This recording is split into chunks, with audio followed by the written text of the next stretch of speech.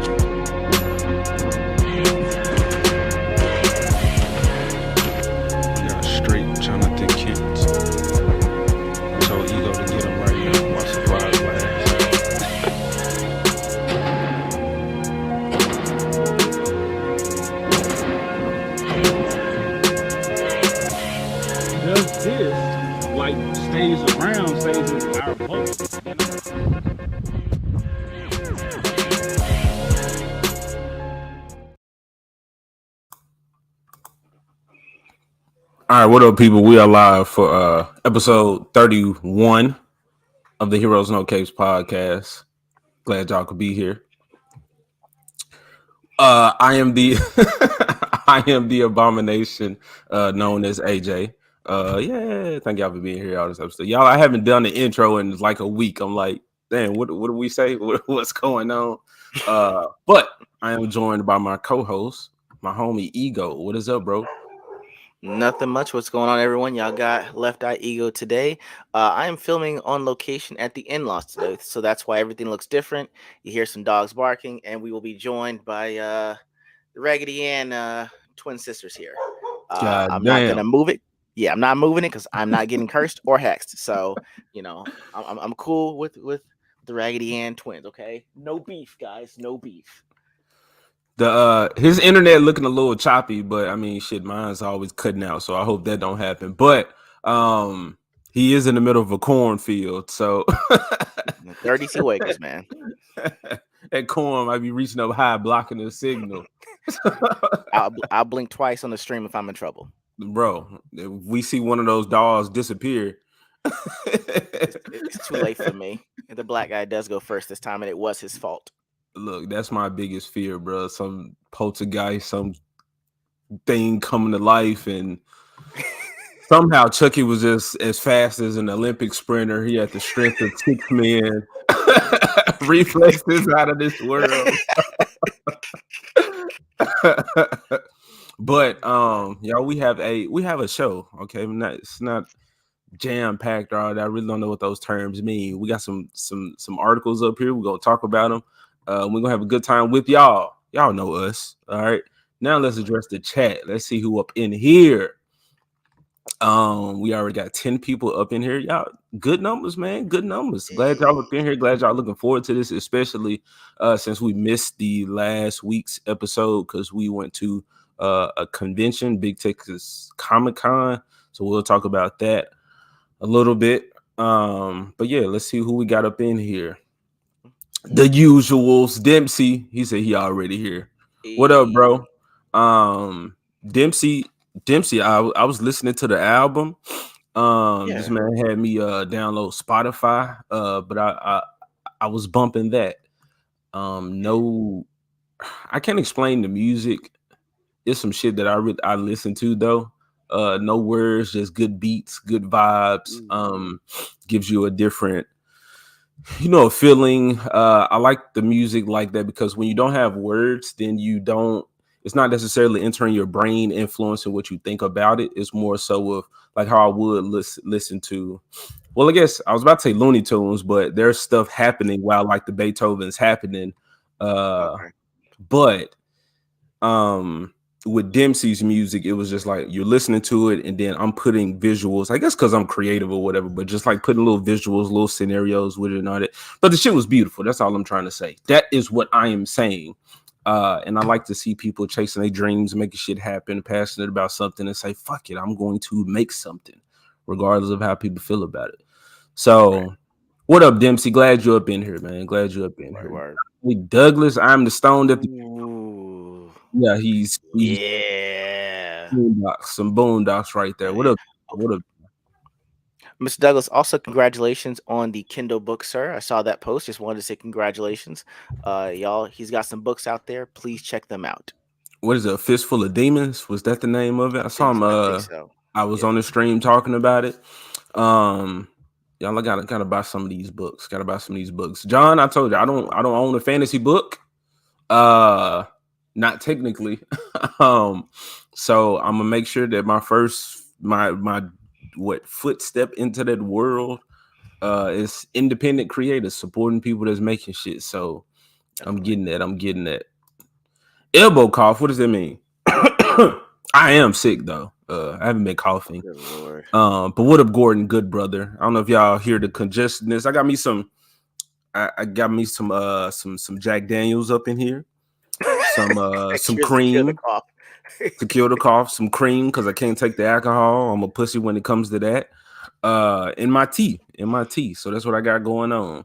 Word. For some reason, the healing factor ain't kicked in. But don't question it. Don't question it. Just something happening. Something happening. Hail the Lord. What's up, bro? Hey man, Elon ain't restored your account yet. I need to see your ass back on Twitter. Stop Definitely. fighting folks, man. Stop going so hard. You're making too many enemies too fast, man. Chill out, man. Chill. Live to fight another day.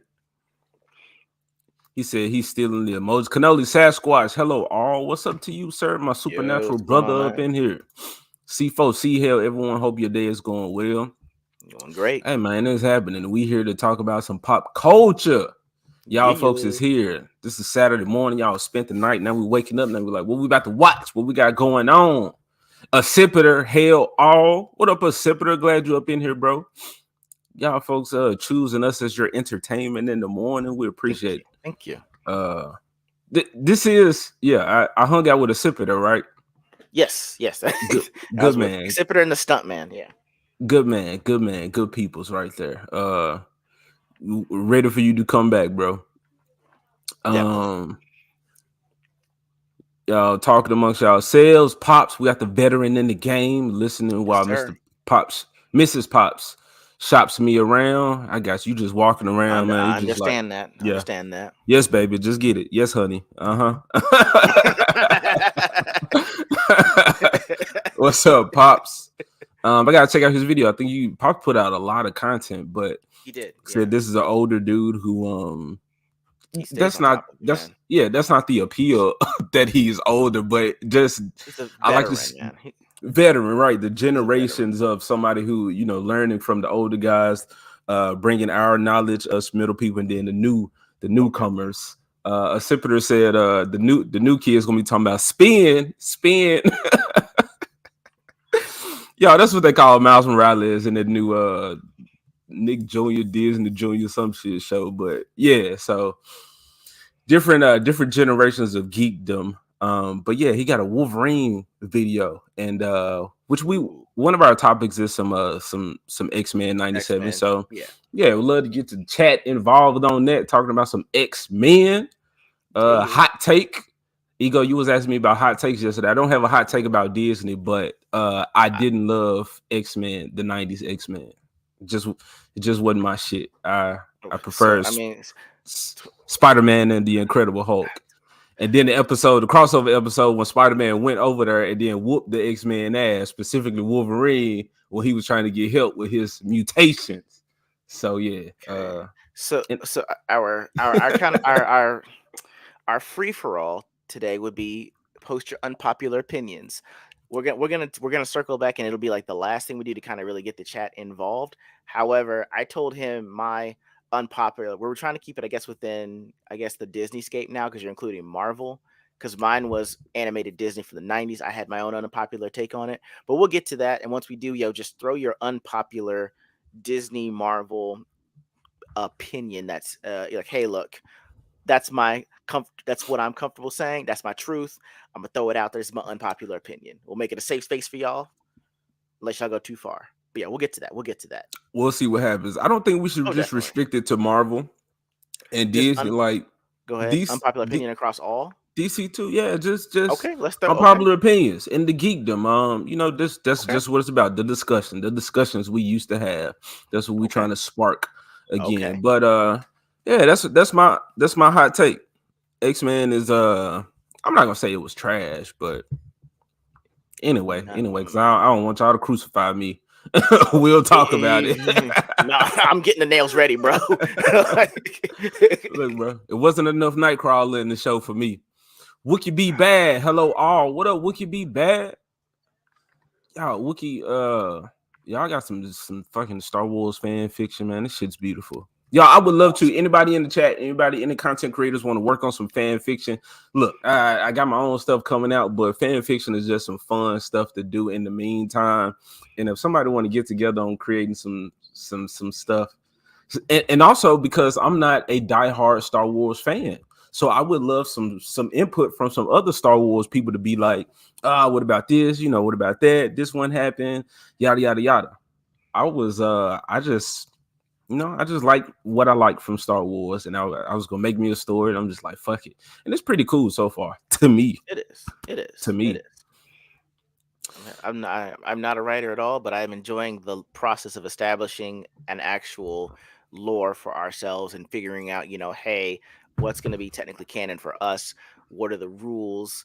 What are the boundaries, and kind of seeing what you can create out of that. So we want to make sure we're true to whatever lore we're pursuing, and also making it as creative and as fun as possible for you guys. yeah, bro, it is. It's beautiful to create a comic, to write a It story. is. It is. That's all. Just creating a world. These are the rules. This is what I will allow, not allow, shit like that. Exactly. Iron Age. Hell, the Iron Age.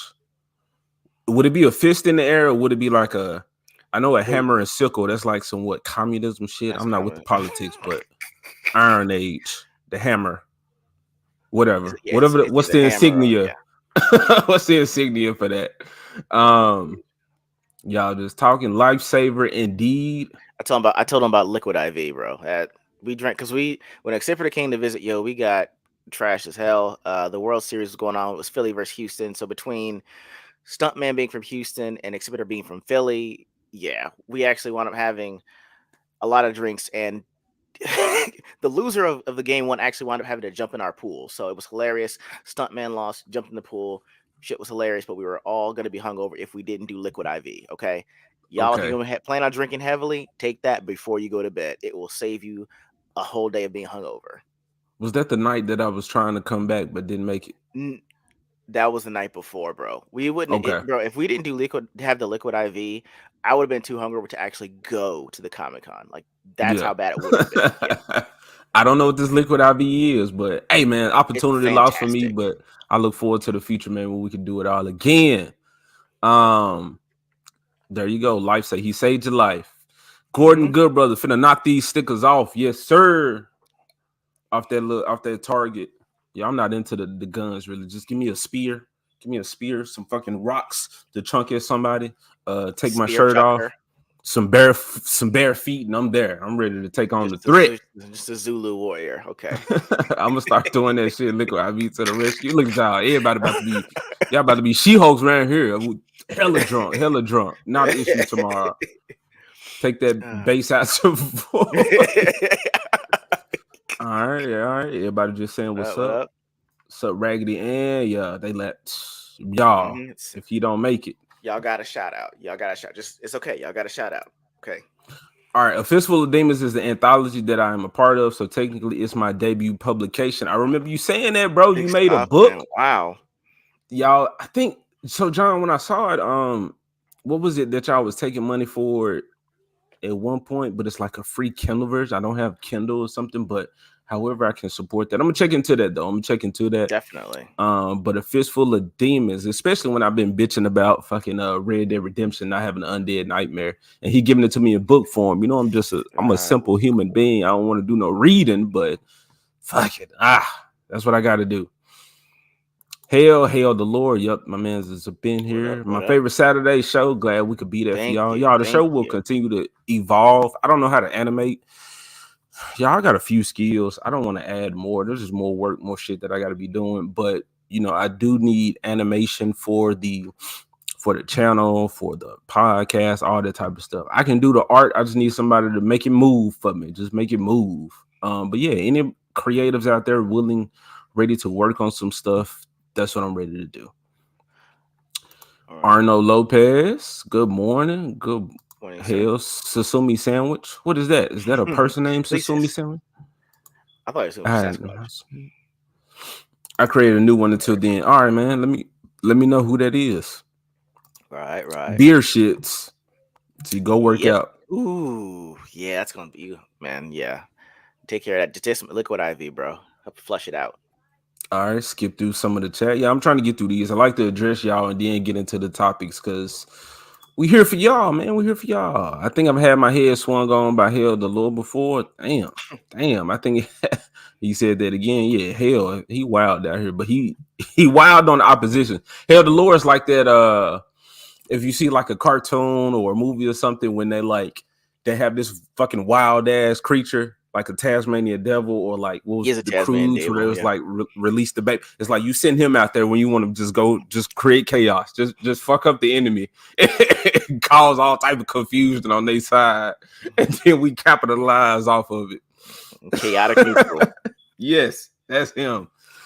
That was most of the fun for me making an album. I made the album with my son. Better than all the rest, it was the bonding, bro. That's Wow. beautiful. And that's dope, Dempsey, because that's one of the reasons that I said I want to continue to watch cartoons, to be in the know of what's going on, and to make stories, because I want to be able to share that with my kids. I want to be able to watch a cartoon with them and not feel like it's a Right. fucking chore. I want my cartoon to come on TV and my kids not only be like, I love this cartoon, but say my dad made that.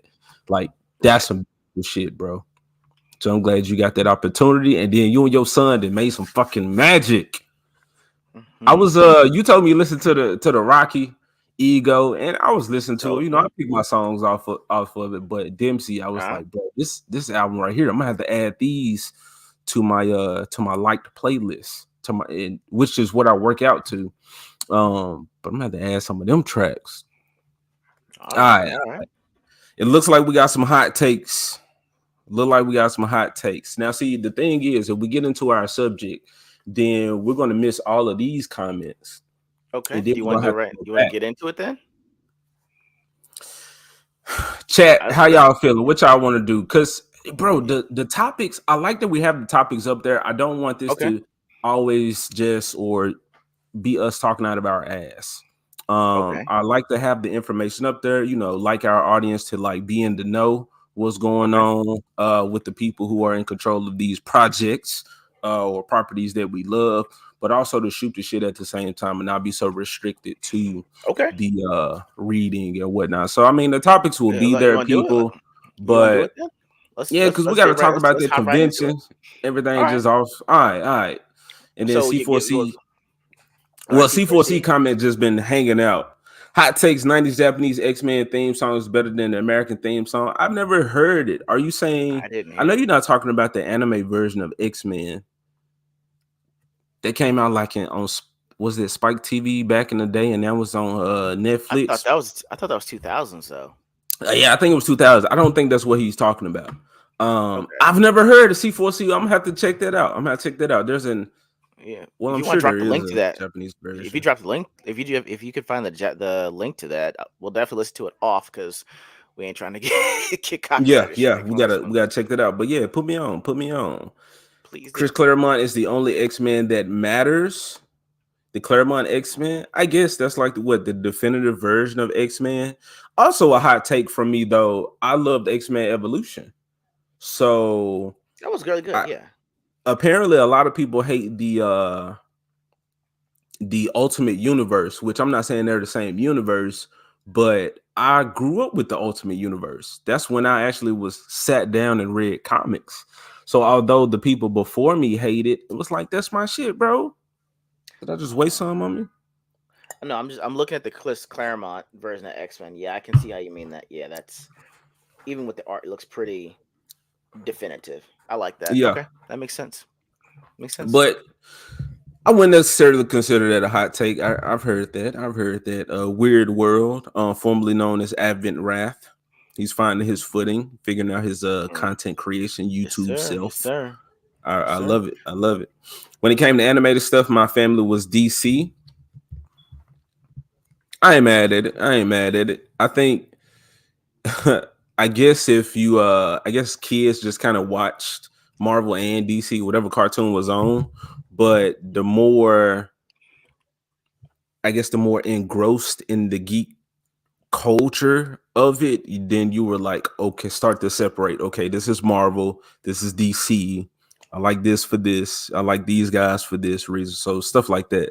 So yeah, man, I got you. I ain't mad at this. And then as far as animated movies, DC kept going and they was killing it. Hmm. And Oh yeah, Marvel, they had some hits here and there. Honestly, every animated movie that Marvel put out, I would say was good. Now, I'm sure we can think of some bad ones, but like the Hulk versus Wolverine, Hulk versus Thor, Planet Hulk, the Avengers, there was a second Avengers movie, the next Avengers, true.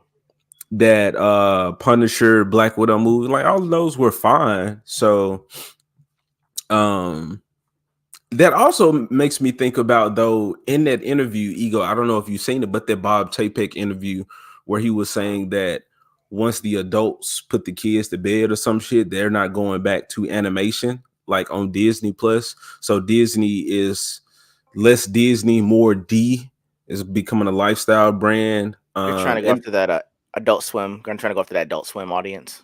I don't even think it's going to be animation though because That was what I mean, but that kind of, but that I think that's the, but I mean geared towards that kind of gear crowd that would watch Adult Swim, but it would be live stuff. You know what I'm saying? I get what you're saying. It's probably some. I don't think it's going to be that though. Like the example is there was an actual stripper fucking show, like live action, like real people.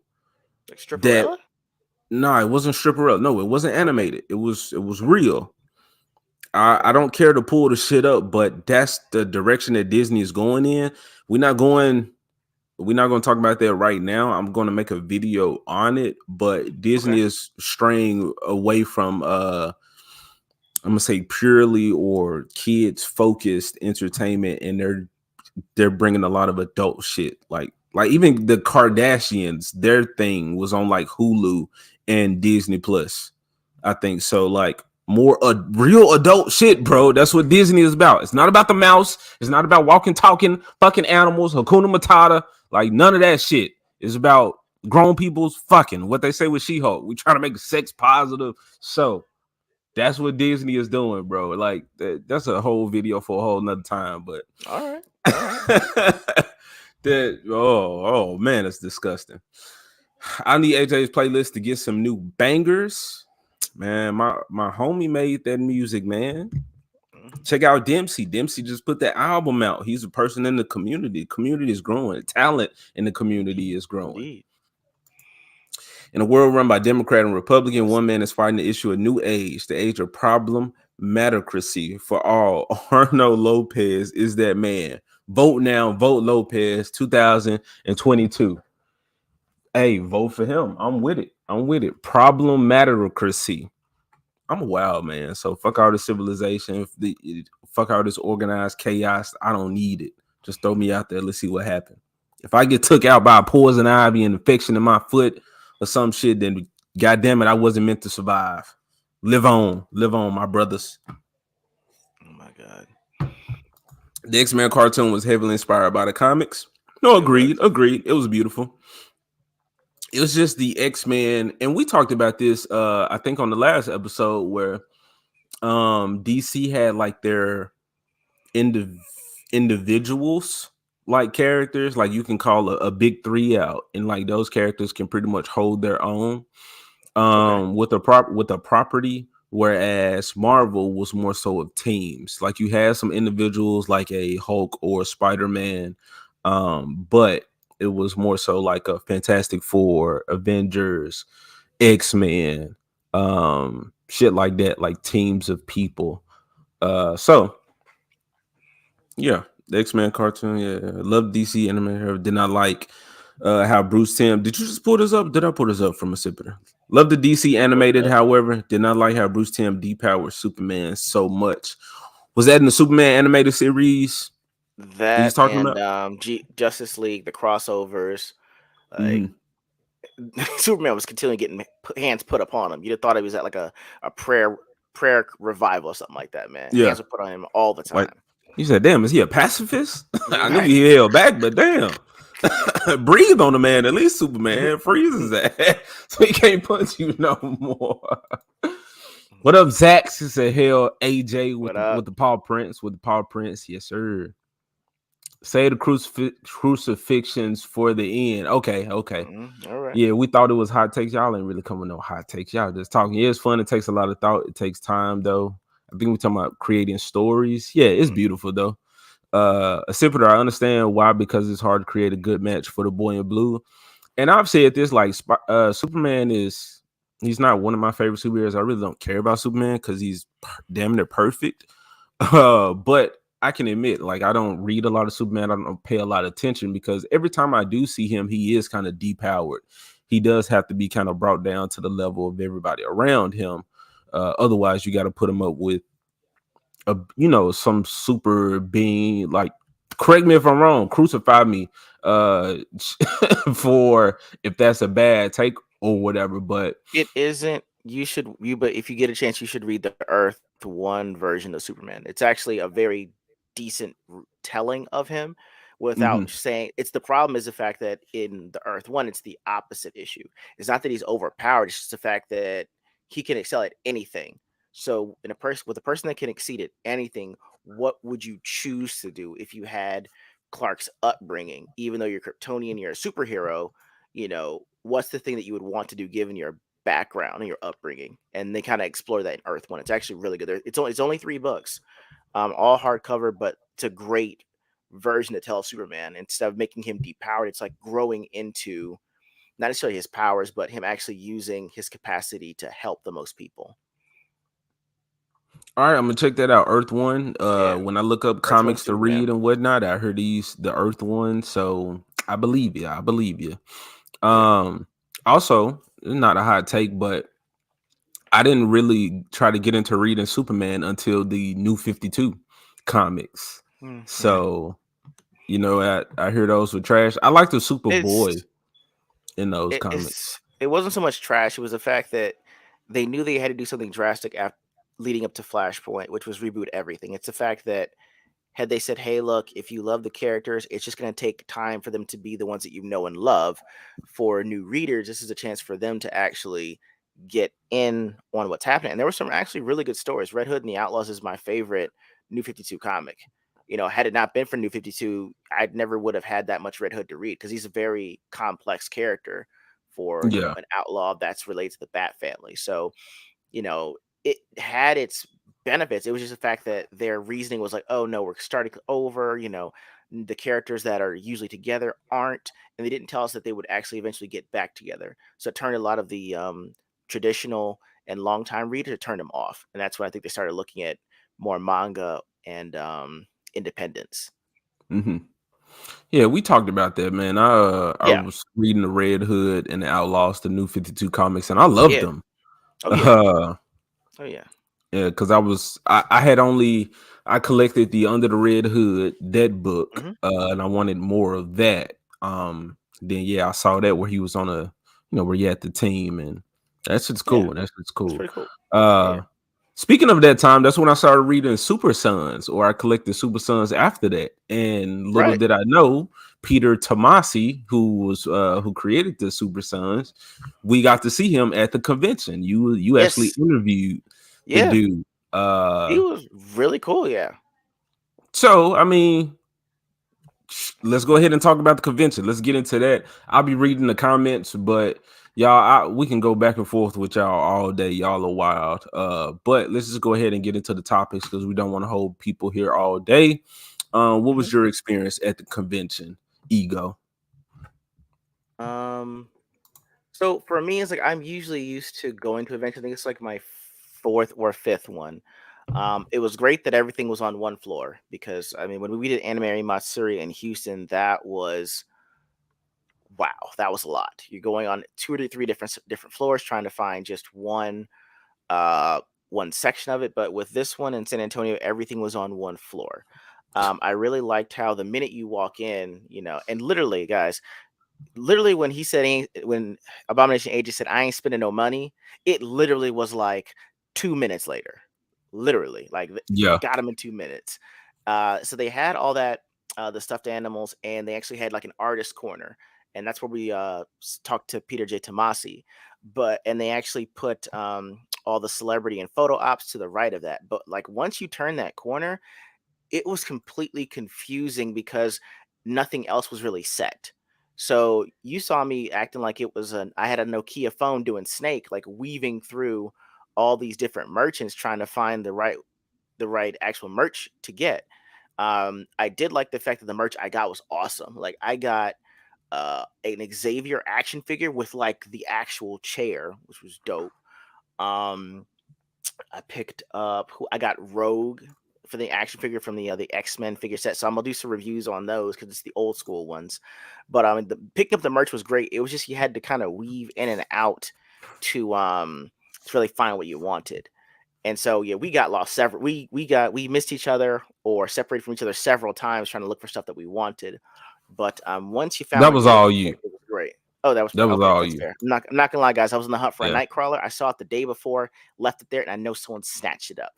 I think the one thing that Shiro noticed was the fact that even though it was a comic con, there were a lot of people that were dressed up for anime and for horror because it was around the weekend of Dia de los Muertos and Halloween. So she was like, I actually thought I wanted to see more comic book inspired heroes that people were wearing, and it was kind of the other way. But overall, I mean, it was enjoyable. It was just a little disorganized after you see the photo ops in the artist corner. But I mean, for you, what did you think about it? So y'all complain about a lot of shit, but I think it's justified. Well, But no, the conventions are just like I just don't like the environment of conventions. And I was telling Stuntman this is just like a lot of consumerism going on. Just I'm there to buy stuff. Uh and I guess because I guess the experience is really what you make it, but that's not the place to kind of meet people and then sit there and talk about something because there's a lot of noise. It's just let's move, let's go to the next booth and buy true. something, buy something, buy something. So it's like I think it loses, and I don't know at what point. I haven't been going for conventions that long, but it's like I think it just loses the community aspect of the Community of it all. geekism.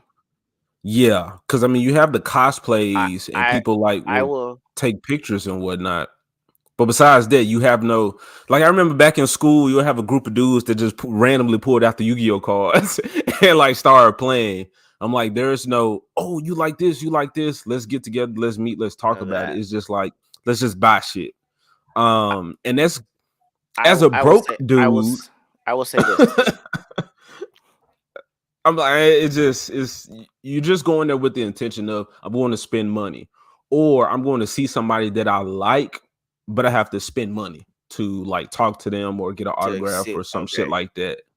So I just don't like that of it. It's like instead of the togetherness, it's like what can we get out of you? I will say this. That has been I think that's been going on the last few years, and I think that part of the problem with that was what San Diego Comic Con did.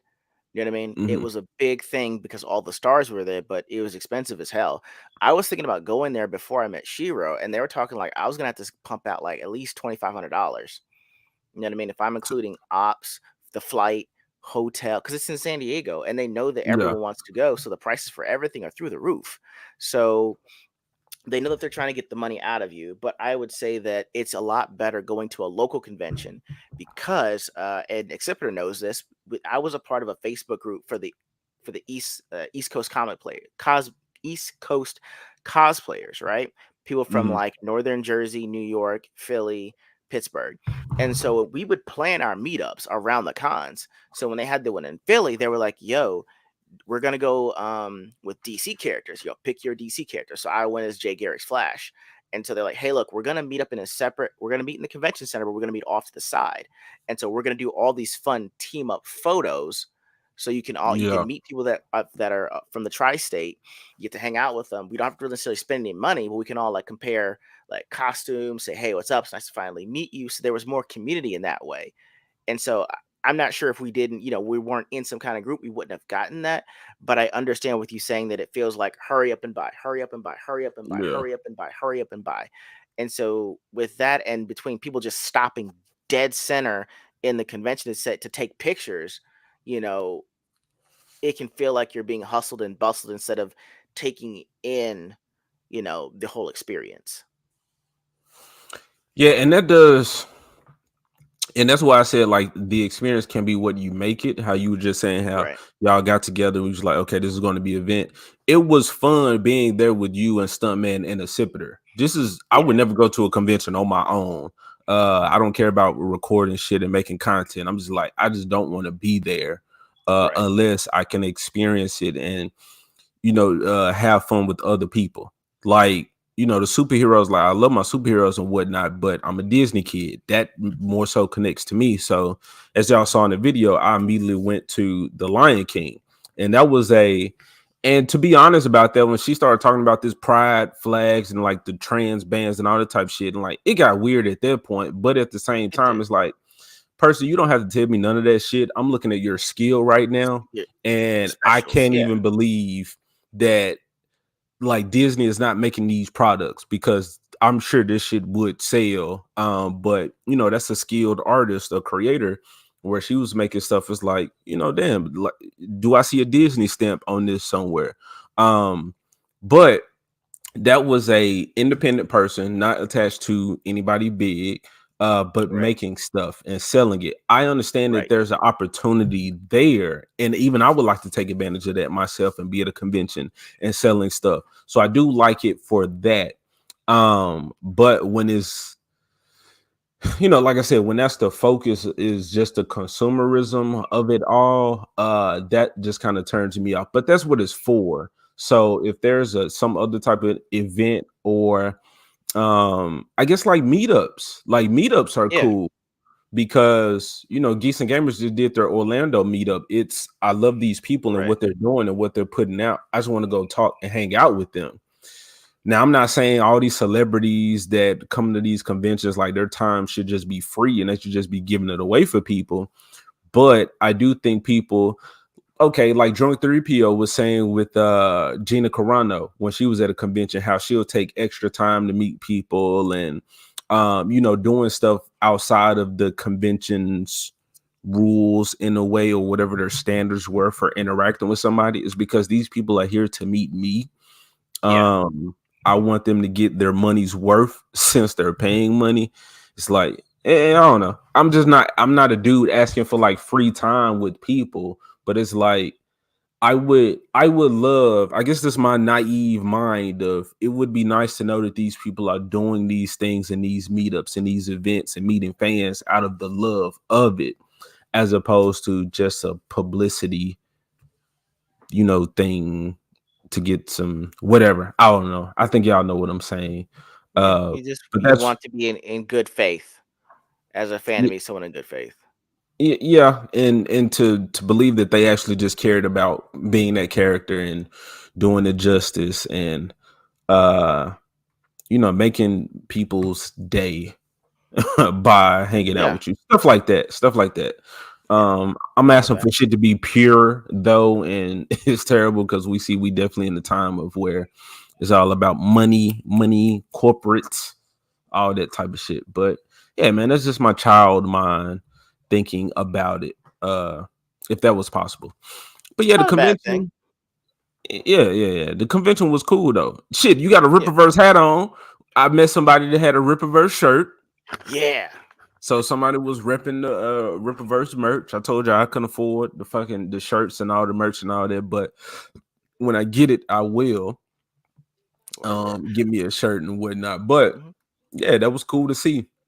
Yeah. I mean, Somebody, it was nice. Go ahead. I'm sorry.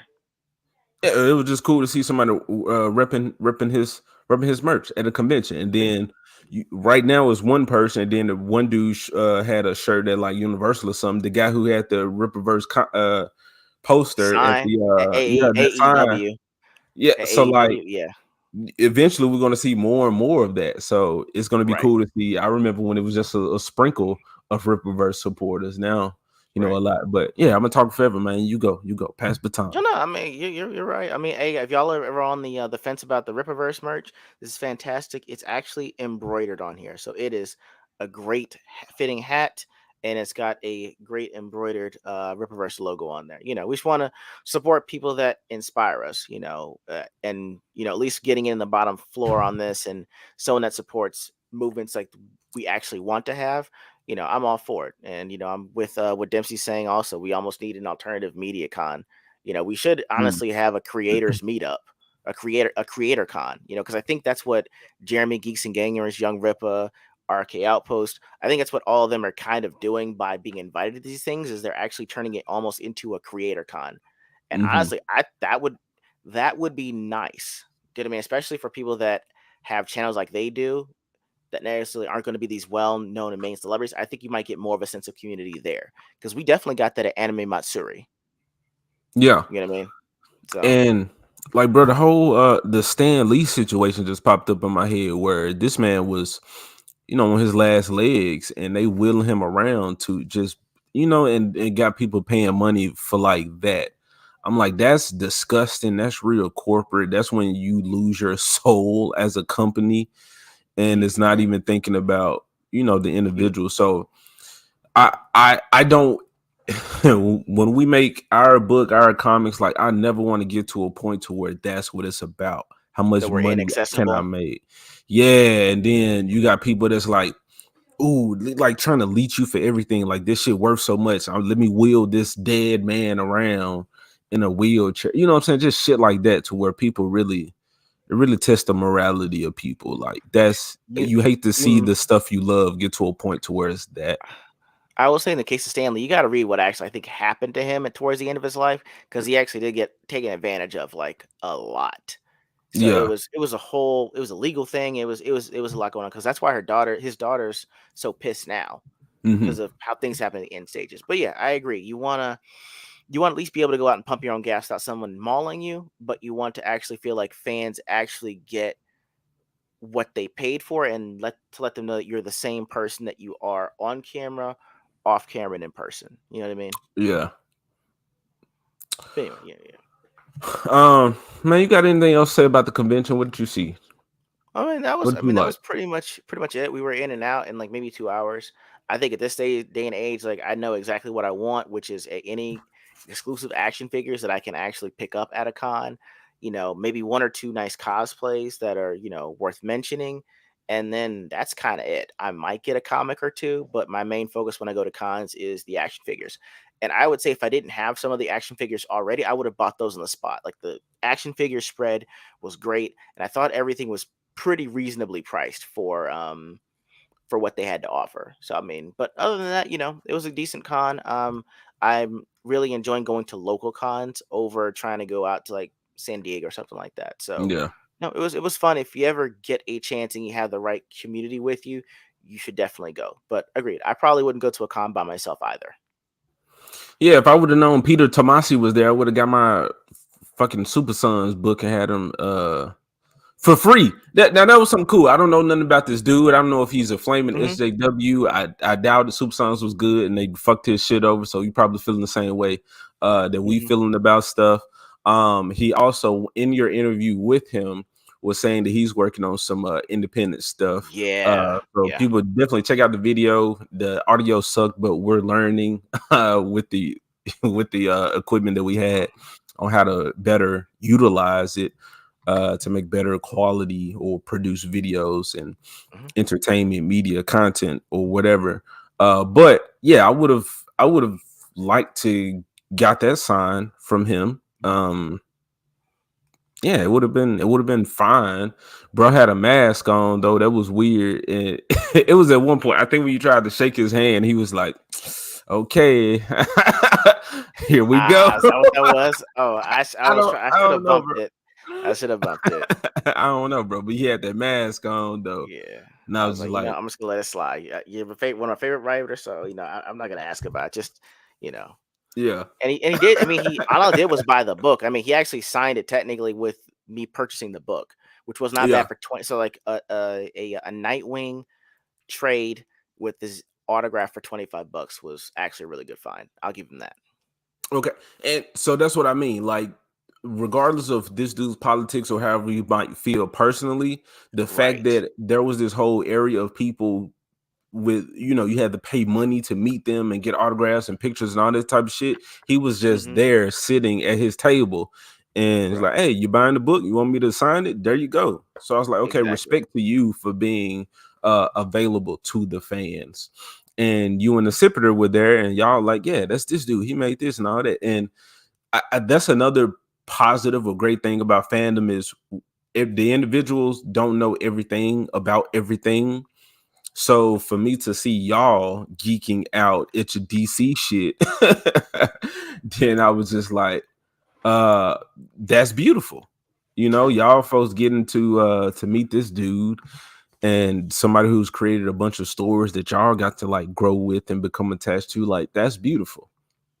Like Lord of the Rings. I don't care about Lord of the Rings. I love to see people geeking out about that type of stuff. Or like these super hard Star Wars fans, seeing y'all geek out about that. It's like I love to see people enjoying themselves, enjoying something.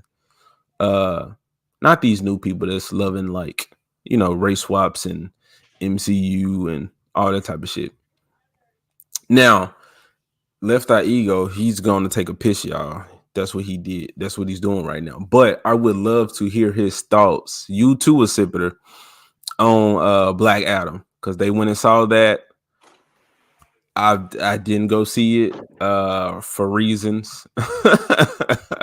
But if y'all can give me just a hint of what that was for y'all, or um what's to come from the DC extended universe. But that'll take us into our topics with these articles and whatnot coming up. Let me hurry up and get through this chat because y'all got a bunch of fucking comments that I got to get through.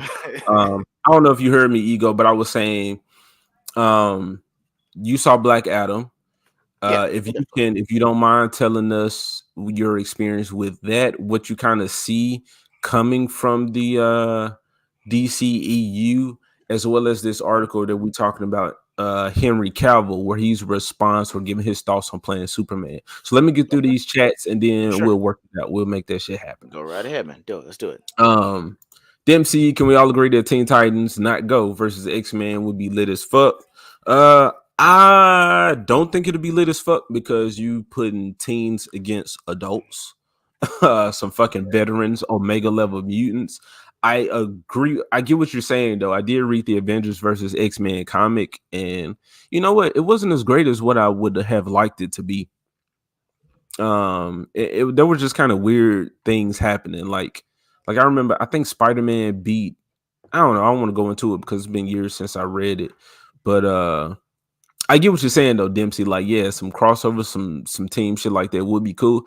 And I really think that that's the point, that's the future that we do see for these companies. At some point, these companies are going to just start throwing characters together in this fucking amalgam universe, and the fans are going to eat it up. And like, this shouldn't be happening, or we shouldn't have to jump to this to get people interested in watching superhero stuff. But yeah, it's too late. Adults are watching anime.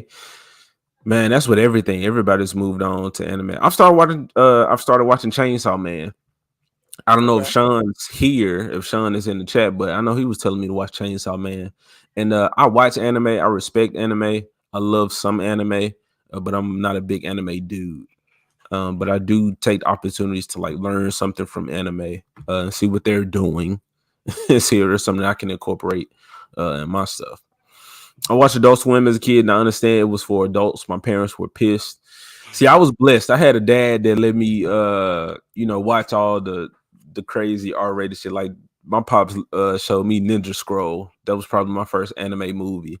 So my folks never really was like tripping on all of that. Uh, Left Eye, you dropped the what's that to Dempsey's channel to Yeah, that? for the yeah. Okay, is that his album? Yeah. He got his album on YouTube.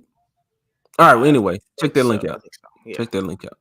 Yeah, Dempsey would be cool, but X-Men with Xavier alone can shut down their minds from 15,000 miles with Cerebro.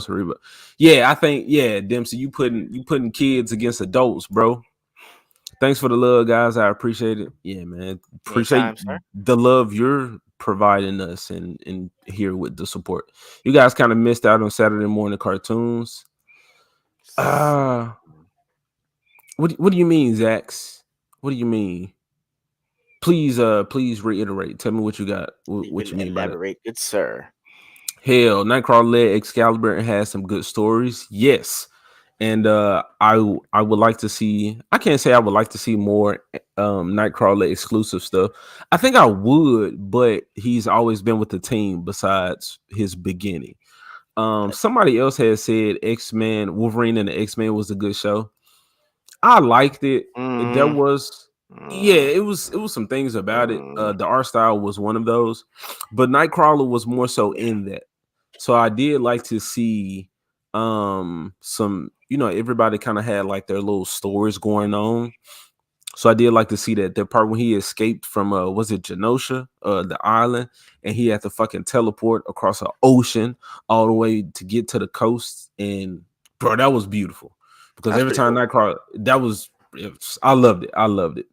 Legion of Superheroes is an amazing, very underrated animated show. I like it better than Teen Titans. Oh shit, okay. Okay, because separately we talked about this. I grew up with the Legion of Superheroes, but I wasn't so attached to the DC characters like I was to Marvel. So I watched it, but it was like here and there, kind of like Justice League to me. Okay. But yeah, see, I'm glad that y'all like that. Even though I got a small amount of enjoyment out of somebody was like, "Oh, yo, that was my shit." Uh, Dempsey, I got X-Men winning unless Raven has her full power. Yeah, man, Teen Titans, it ain't happening. Them kids, bro. But Superman admits to holding back when he finally fights Darkseid. That's very true. He does. It's the last episode. Close to, it's like the last episode that he admits that, Mm-hmm. and he rocked the hell out of Darkseid too. All right. Everything that shows Superman surviving would kill anyone real. He was shown to be built to take it. Agreed. Agreed. But that's the appeal. You can take the ass whooping of a century. I want to see you give out the ass whooping of the century, not that you can simply take it. Uh Look, man, y'all keep loving y'all Superman. Keep loving your dude with the red draws on. C4C, I agree. I think that Phoenix Force Gray would give her a full badass fight, though. Look, bro, Titans ain't winning that. Earth One Superman is great. There you go. There you go. Shane Davis from Comics Gate did the art, if I'm Hmm. correct. All right, Earth One Superman, good take on him. New 52 Superman is definitely depowered. The new 52 starts off awesome, then dies a slow death. And then Cerberus, the Aardvark, comes and kills them all. Who the fuck is Cerberus, the Aardvark? I don't know, but I think he's watching the Teen Titans. What it sound like? I like a Cerberus. That perk my ears up. Yeah, new 52 Superman is depowered. However, they gave him that new overpowered move of solar flare. That's awful. Why not? Like I said, I like Because he the can, Superboy. because he can only use it once, and then he can't use it for like 24 hours, or he's depowered for 24 Oh, hours. It okay. was really Okay. weird. Yeah. And then also the Justice League War, that movie. Like I like that movie. Seeing them meet up.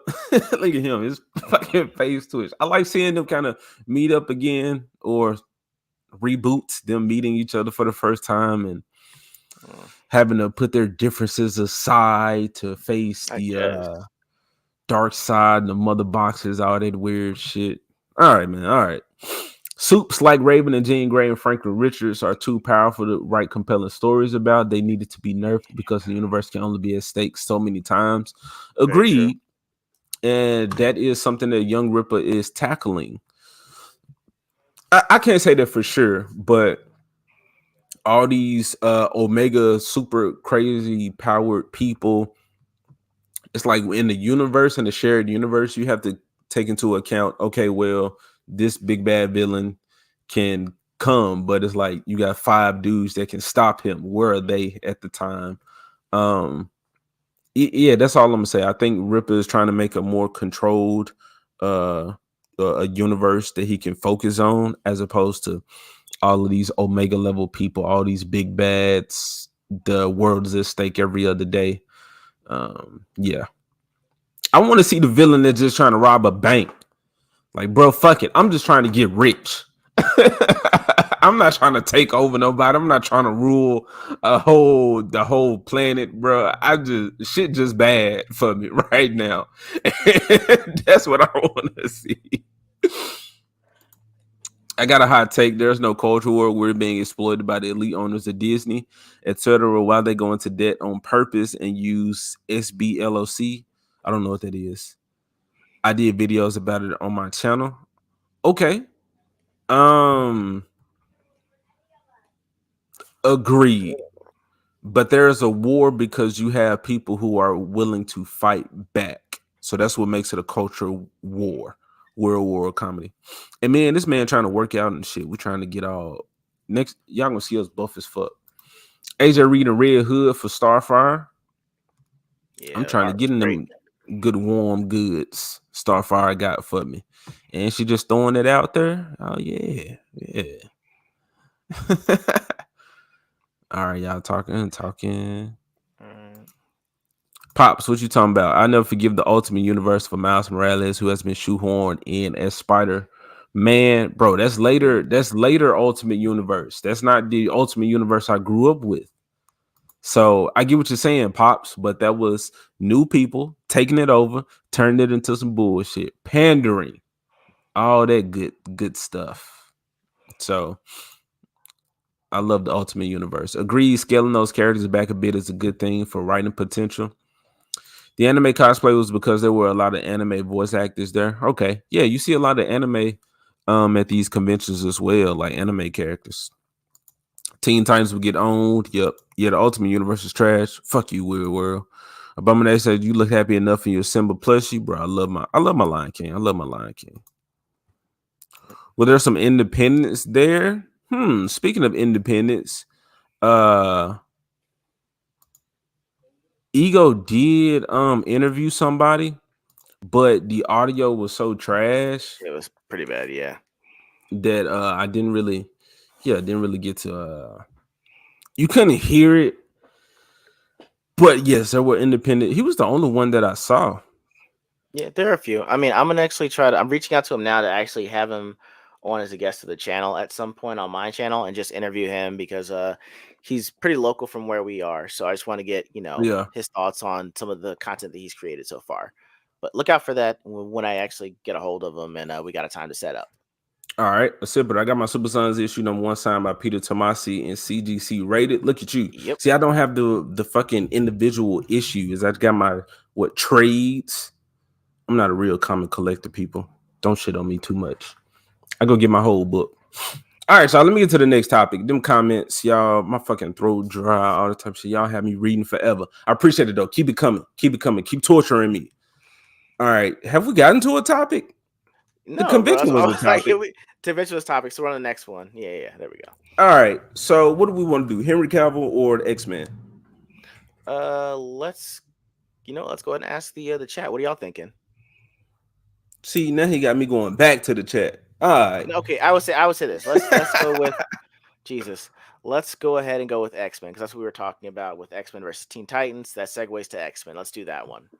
Christopher Miller shitting on Black Adam. I love it. He said the Black Adam movie, paint by numbers superhero movie, and they killed off their best villain. Sad face. It wasn't a bad movie though, but the best Superman, the real Superman.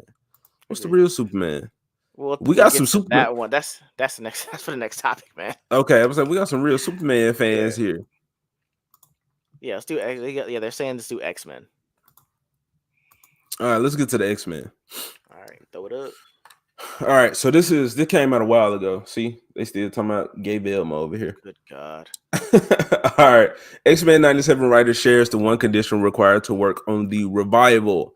Now, we didn't talk about this. Other things came up, and I might make a video on this. I don't know, but the thing is, I know Young Ripper has said this before. You're going to see a lot of people not change the goalposts, but you're gonna see them try to backtrack, try to backpedal a lot, and try to actually appeal to the fans. And I don't know if this is what's happening with this, but as I've said before, I think people should have some type of emotional investment in the project that they're working on. They don't have to know everything about about the property, but at least let me know, like, damn, at what point did you become a fan? Did you be like, I love this shit?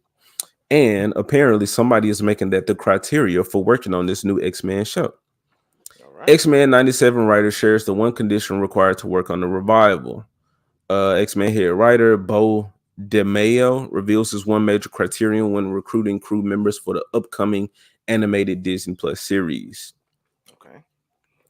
X-Men 97 head writer Bo DeMayo recently shared the one condition prospective crew members had to meet to be considered for the Disney Plus series.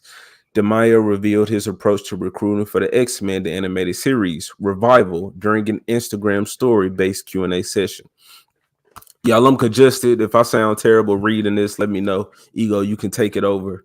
You want me to take it over? Whatever. Let me know. Nah, I'm chilling. I'm good right now. Okay. All right. All right. Go. All right. My line producer was the first hire, and he brought along all the amazing talent that followed.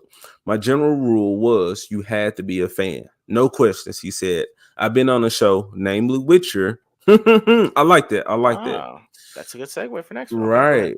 Where some of the writers were not fans or actively disliked the books and games, even actively mocking the source material. Wow. It's a recipe for disaster and bad morale. Fandom, as a litmus test, checks egos and makes all the long nights worth it. You have to respect the work before you allow to add to its legacy. Agreed. Agreed. Agreed. My ears perking up. Agreed. You get me excited. My tail wagging. No homo. DeMaio's fans only policy appears to have paid off if X-Men 97's character designs are anything to go by. I don't see pictures. Is it my internet or what? But It's the link. I think it's the link that they want you to click on, but you have to open that in another okay. tab. Okay. We'll check that out. I'll check that out off camera and then see if I want Okay. if we should reveal that. But yeah, Okay. Marvel Studios unveiled the designs at San Diego Comic-Con 2022, and while some characters such as Magneto sport new costumes, the show's overall aesthetic is clearly modeled on that of X-Men, the animated series. That's not where the overlap between the original series and its Disney Plus revival end either. Marvel Studios previously confirmed that voice actors Cal died as Wolverine. I'm not reading all these people names. Uh, but we got a Wolverine coming, Rogue coming, Beast coming, Cannonball coming, Mister Sinister coming, Jean Grey coming, and Gambit Ooh. and Storm all reprise their roles in X-Men 97. With Jubilee actor Allison Court also on board in another unspecified part. Oh, I said that it's not going to be focused on Jubilee. It's going to be focused on Miss Marvel. So Jubilee is here, but she's not the focus. It says she's on board in another unspecified part. Okay. All right. Marvel spins big on the X-Men theme song. Ooh, the same theme song. Ooh. Okay.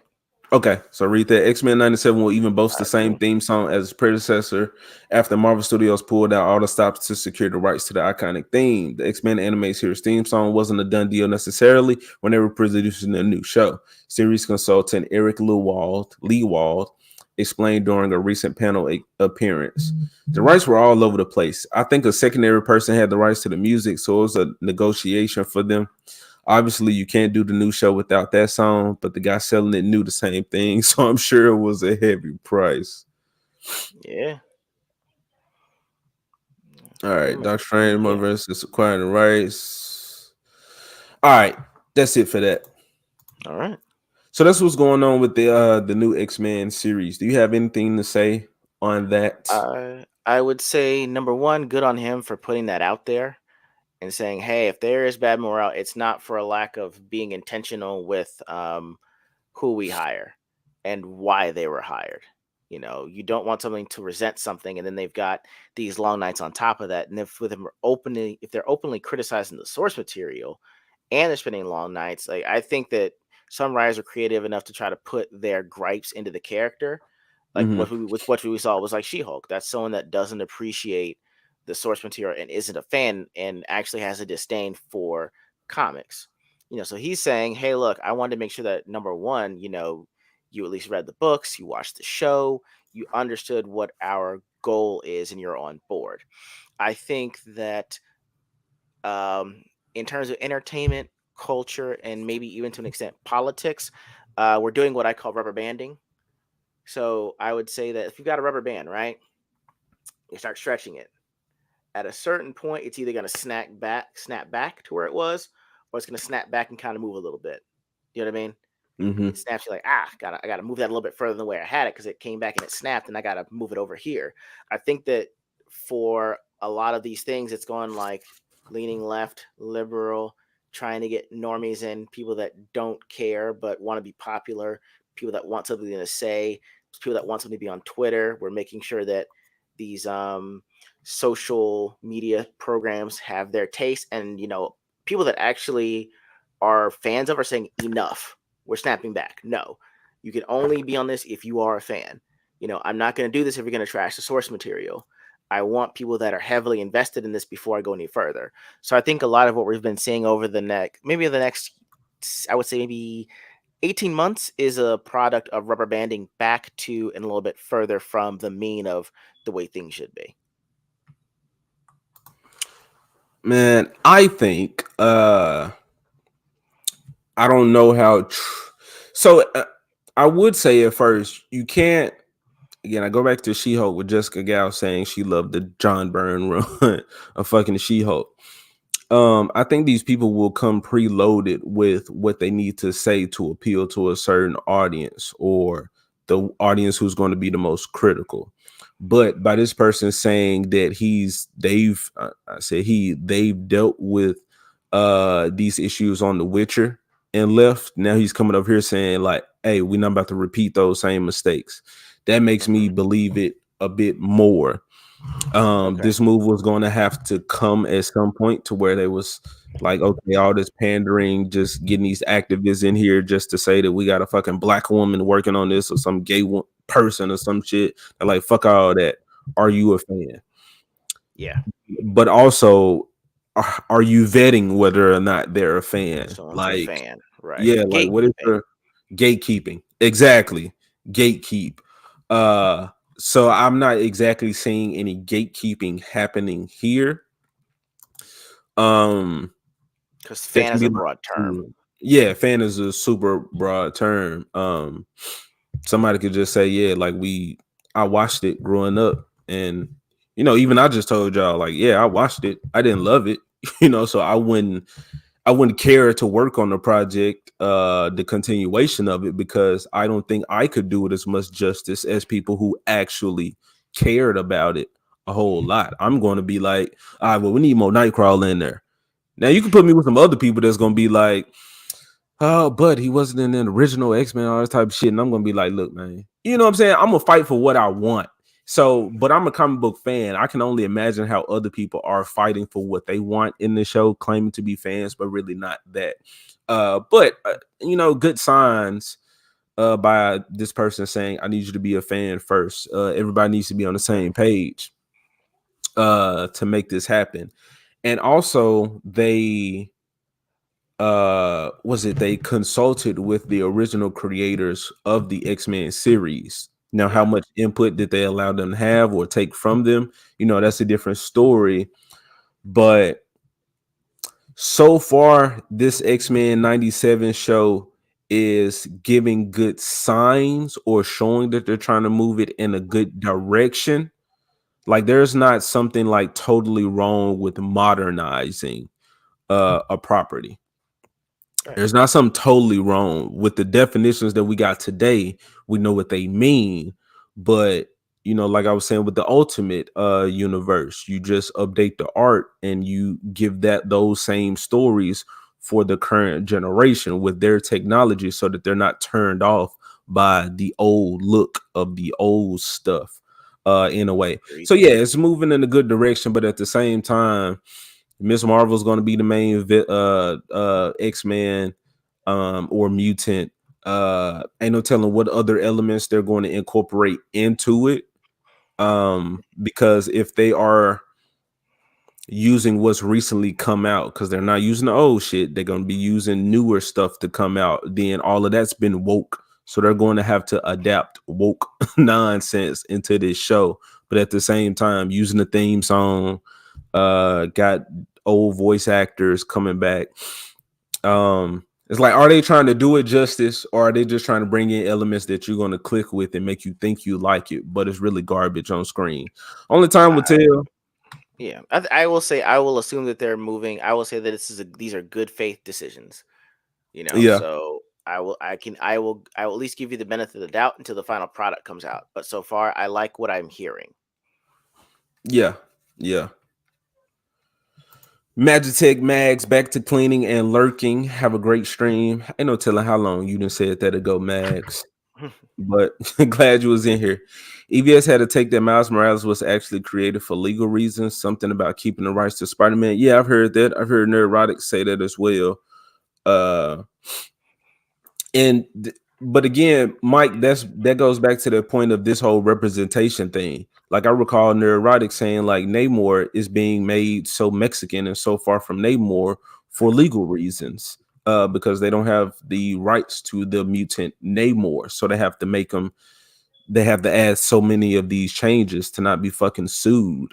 So it's like, okay, well, we're gonna put Mexican in here because of rights. We're gonna put black in this character because of rights.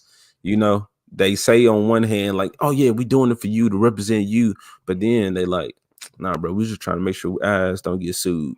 So yeah, it was disgusting. X-Men, why everybody fucking saying X-Men? Because they were saying that they wanted to hear that over Superman so far. Yeah, that just came to me after I said it. Another hot take. Take brown suit Wolverine is superior to blue and yellow. Yeah, that's what I hear some people Uh, say. Fair. He had the brown suit in X-Men Evolution, so I'm not so opposed to it.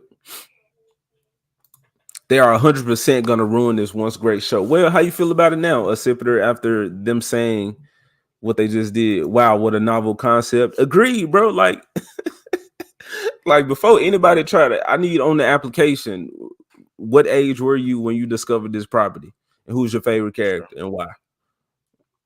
Just give me something to start the conversation. Then we can decide whether or not you can get on for the project based off your skills. Right. Um, are they still doing the name of X-Men and Mutants? Are they still planning on doing? I believe it. Maybe, yeah. So who do you guys think is going to be gay Wolverine? Maybe Beast. Well, Wolverine and Cyclops and Jean Grey got a whole little love thing, so you gonna Yeah. see Wolverine. They're gonna try to manly it up a bit. You're gonna see Wolverine smack Cyclops on the ass. It's gonna be little shit. It's gonna be little shit like that. Like he's still gonna try to be manly, but they're gonna drop some little hints in case they want to later Where's on in my the Where's my salami? end. Something like they gonna prop some weird shit in there. Disney has proven time and time again they do not respect source material. Iceman will be gay most likely, so they can say, "Look, source Yeah. material." Yeah, he's gonna most Yeah. definitely be gay. Yeah. And the Nightcrawler being gay thing because he got the little onesie outfit on, he got some questionable attire already. I feel like they would He was somebody a bit. would. Oh, go ahead. I feel like somebody would try to make him gay, but he's so spiritual, devout Oh, Catholic. but he did I, say he I was would in a have to see circus, that. though. Even at least in the movie, they said he was in a circus. He was called Nightcrawler in the circus. So I mean, hopefully they can say, "Hey, it's just a circus outfit. We'll kind of modernize it up I a feel bit." you. But I mean, There's still no excuse for that little one thing to be coming from his dick to his shoulders. That's my man's look. I ain't mad at it. You rock your shit, bro. Whatever rock keeps that you man agile. Keeney. That man Keeney. But I would love to see him talking about he praying for folks or you on the wrong path, putting your dick in these boy butts around here, like stuff like that. I love to see him call that shit out. I don't think he will though. But they'll make him real dislikable if you're gonna do all that. I'm not interested at all. I already left Marvel and DC. I'm with you. I'm with you.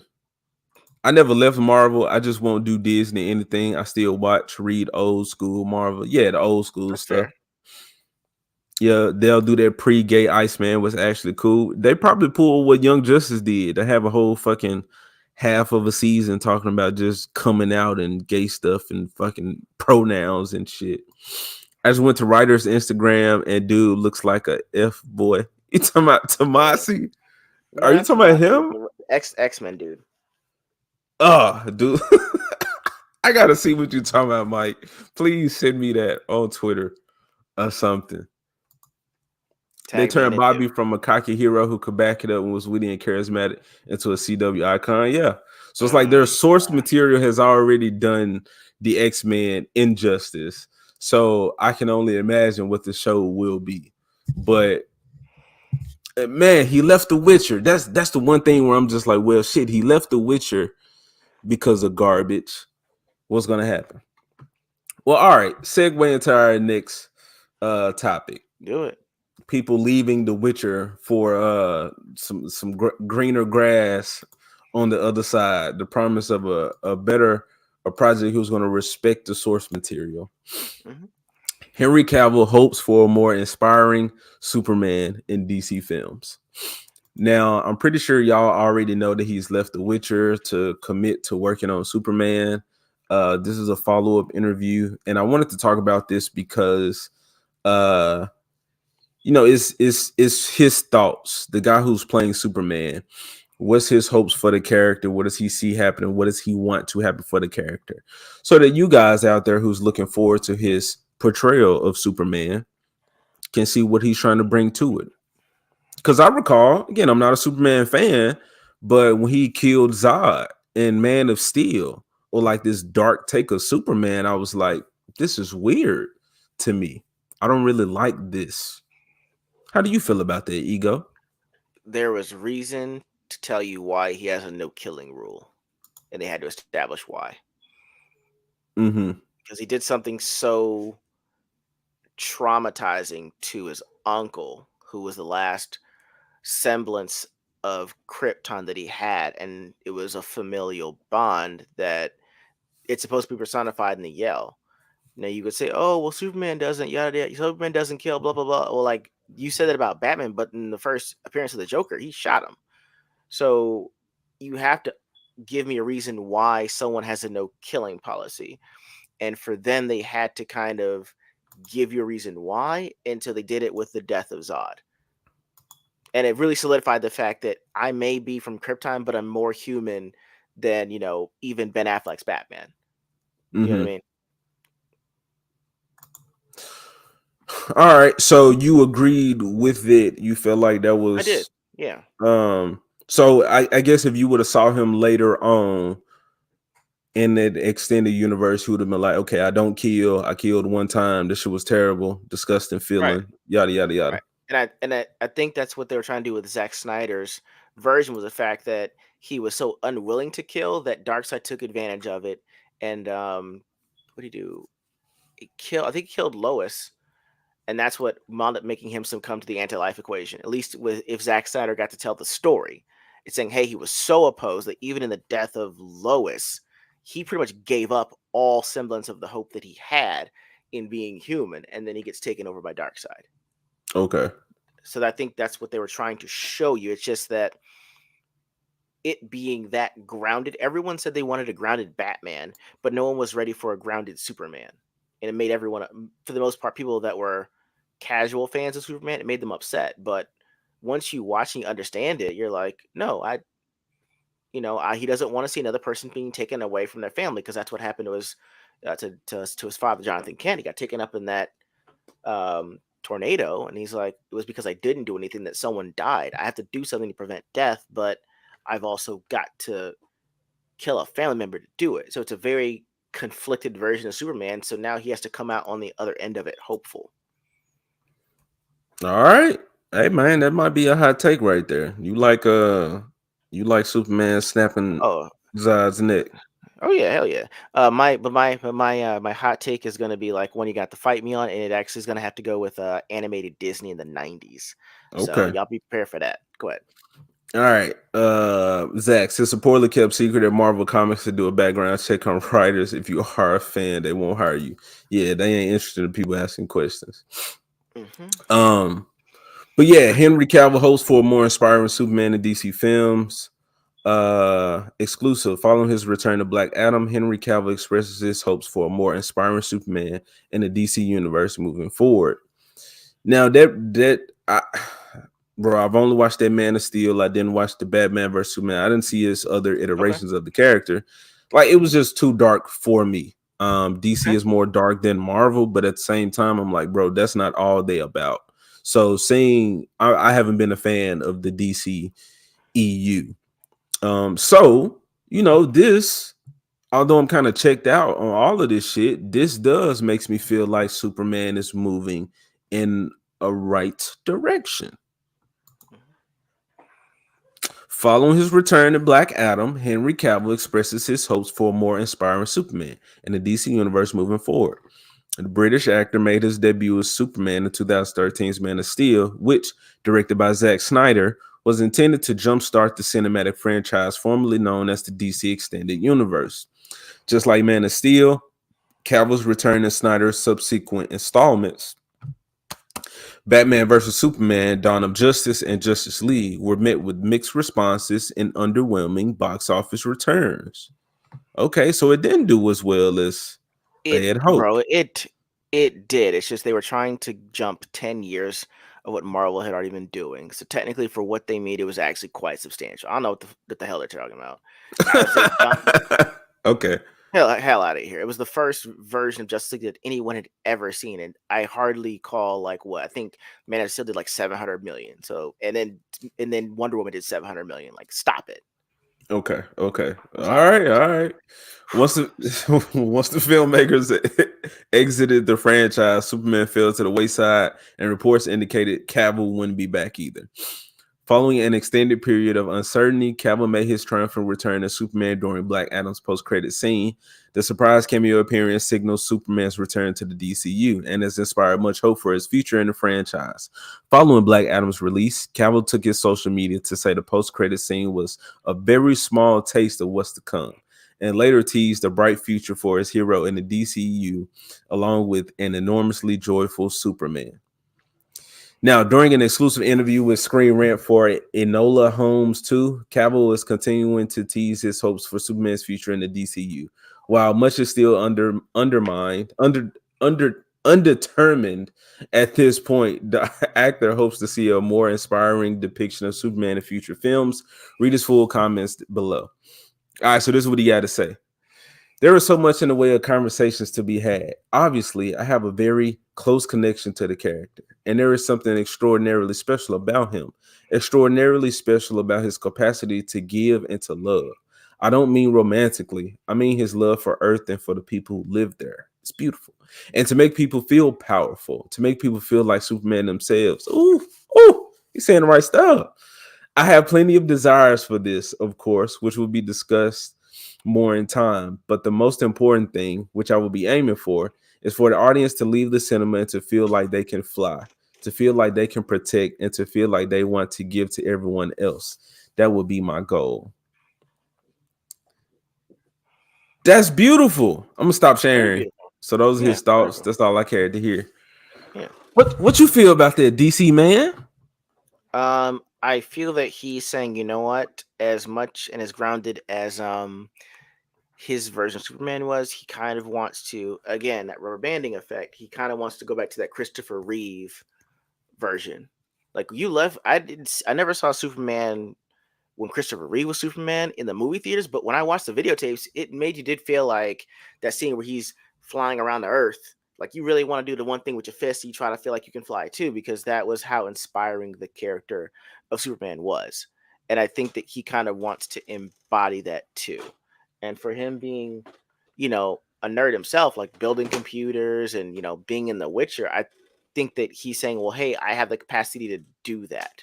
I've played dark characters. I think he played Theseus in what Greek movie was that? I forget what it was, but he's played a dark hero like that before, and I think that he's saying, well, hey, and if you watch Black Adam, his cameo, Exhibitor pointed out, it's actually the very bright version of the insignia on his chest. He does Mhm. want to say, hey, I said that I wanted to be, yeah, oh, sorry, Exhibitor said it's Immortals, that movie. Yeah, he played the reluctant kind of dark hero in Immortals, but he's saying, "Hey, I want to be more like Christopher Reeve's version. It's a bright suit. I want to be the hope that was emblazoned on my chest.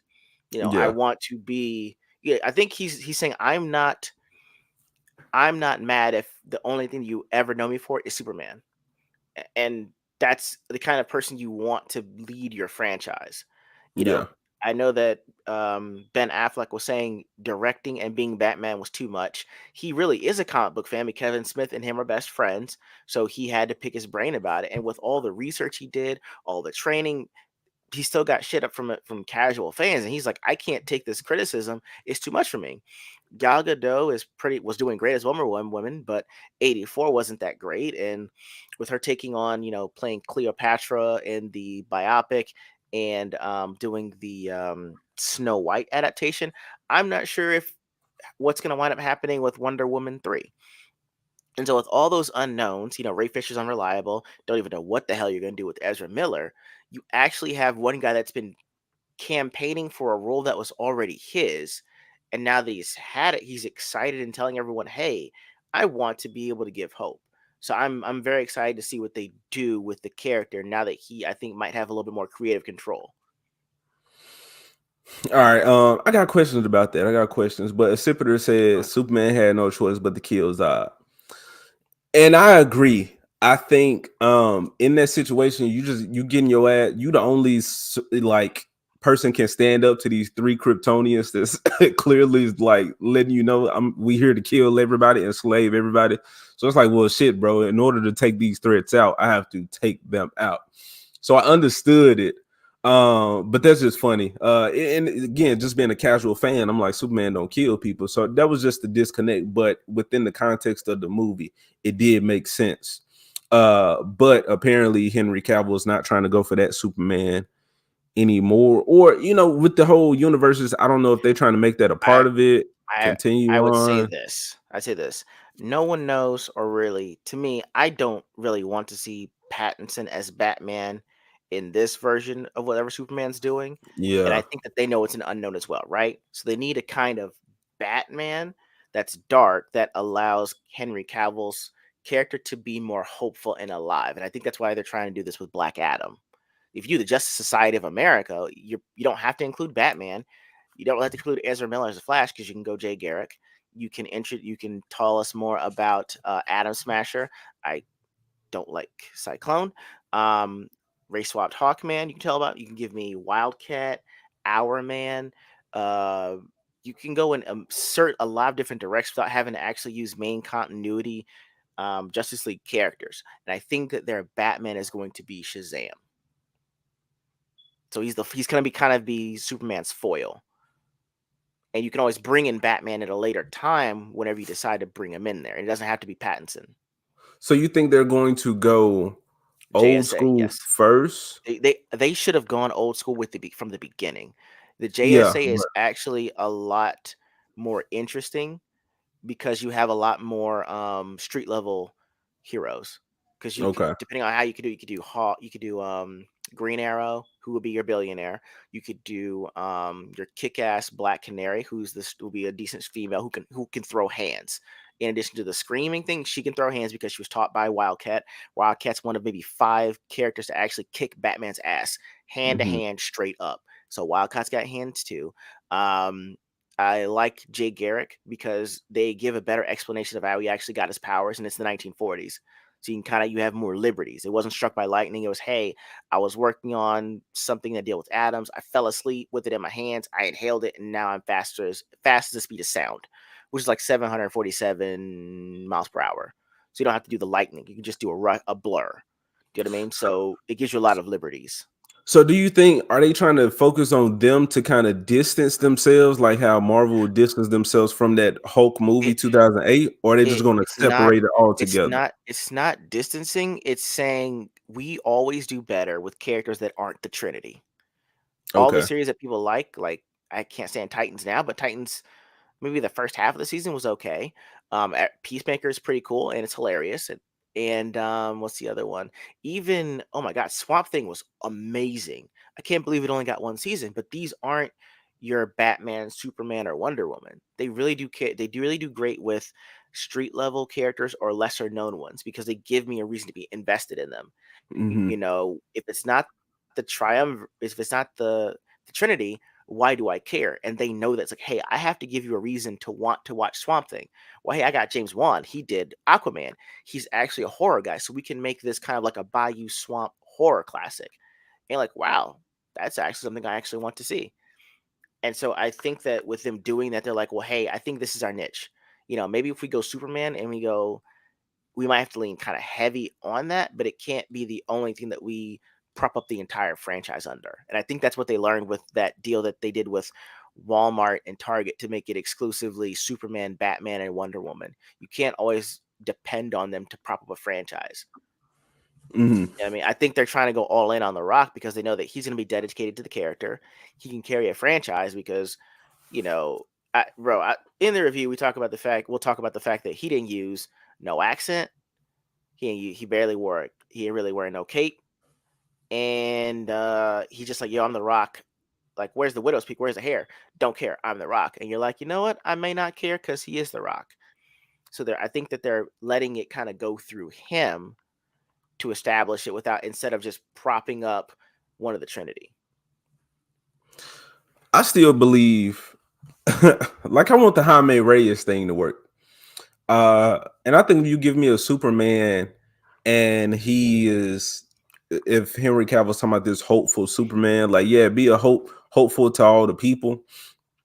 But at the same time to inspire a newer generation of heroes. I think that he wants to be Nick Fury. Basically, he's going to be what the New 52 tried to make Batman. Like, they put Batman in every team so you would know who to have in a gatekeep to get to the character. Do you know what I mean? Hmm. If you do it through Superman, it's better. Like, you're like, whoa, Superman's coming to see me. He's like, yeah, I think you would actually be great for a team that we're building, and that's your in. Superman just shows up and says, "Hey, look, I'm.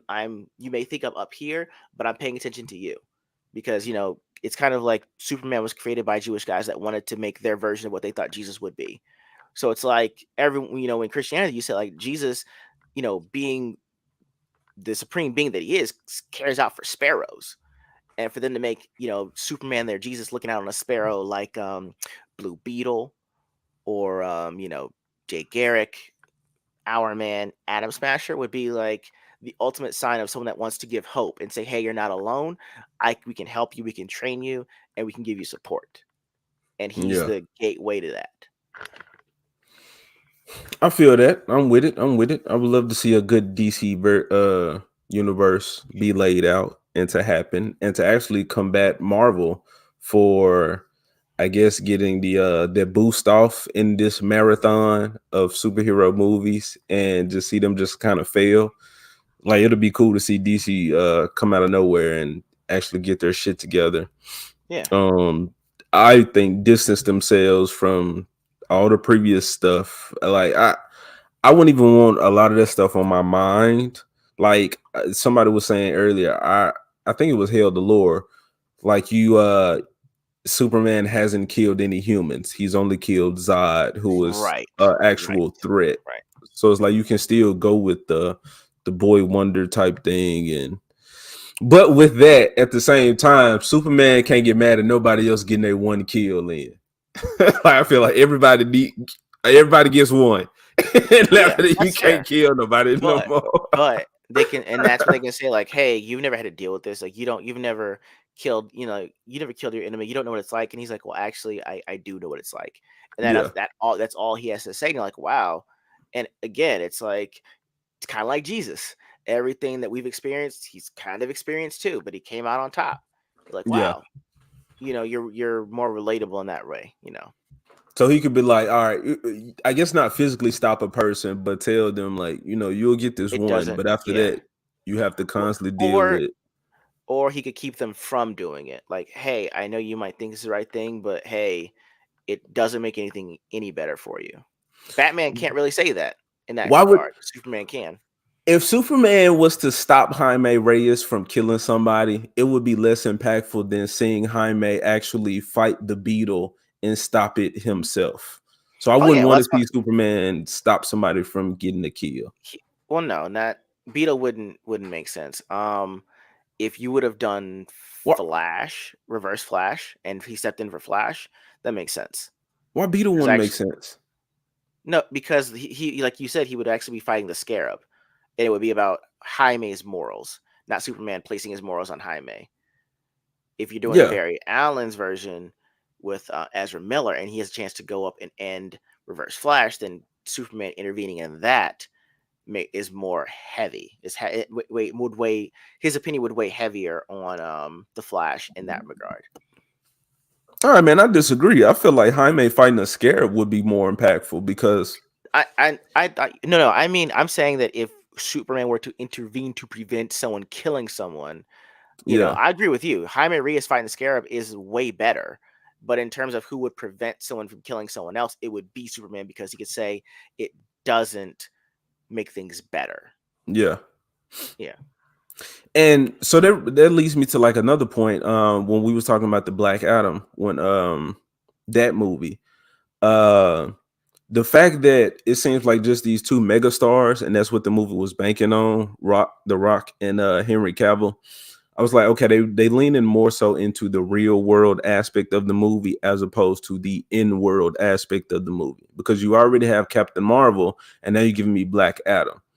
Now you got the Justice Society and all this other stuff going on, but I would have, and then I fucking watched the Batman and not Batman, the Black Adam, Shazam, Superman, whatever, that Yeah. animated Yeah. movie. That was cool. I'm like, Yeah. I think it would have been more compelling to see Black Adam out there fucking shit up, and to see this Shazam who's out a kid, but Superman has to come in and tell him like, "Hey, bro, get your shit together. You need to man up. Be mature about this. Dude is out here actually killing people." And you see Superman Right. fighting him and getting beat up, and Billy Batson has to be like, "Oh shit, I have to become a superhero. I have to be more mature about this." And I'm not saying the movie would have been perfect, but that would have put me in a better headspace of, okay, they're trying to connect the dots. They're trying to connect the I characters that they I have. I would say this, based on what you said, what you're saying, and me and Exhibit are seeing Black Adam, that would have made more sense because they explain Black Adam's origin. And in that, I would have said that was the missed opportunity right there. You did not need a Yeah, Justice Society for this. All you needed was Billy Batson and his and the I guess the Marvel family as they're called. Like that yeah, would have been they missed the opportunity was right there, especially when they mentioned the one thing that flips the entire story and the origin of Black Adam. I was like, yo, that was it. That was your end. That was how you tie things together. It hmm it just missed it. But I'll again, well, me and Accepted will talk about it and we'll let y'all know and we'll actually we'll have to bring that point up. But go ahead. I'm looking forward to it, because as I'm watching that movie, when Black Adam was holding the civilian, which it was cool because he had kicked the car, like he had stopped it, and then the car Oh yeah, spun, and then he grabbed the human out of it. Like if that would have been one of those family members that you see introduced in the Shazam movie, like if he was actually holding fucking the dude with the wheel, not in the wheelchair, but the walker who had the Freddie, legs. Freddie. Hell, if Black Adam would have been holding his ass up there, Well, and then he, I said what would have been cool is him like fighting them, picking them off, lightning bolting them, and then actually making them turn human.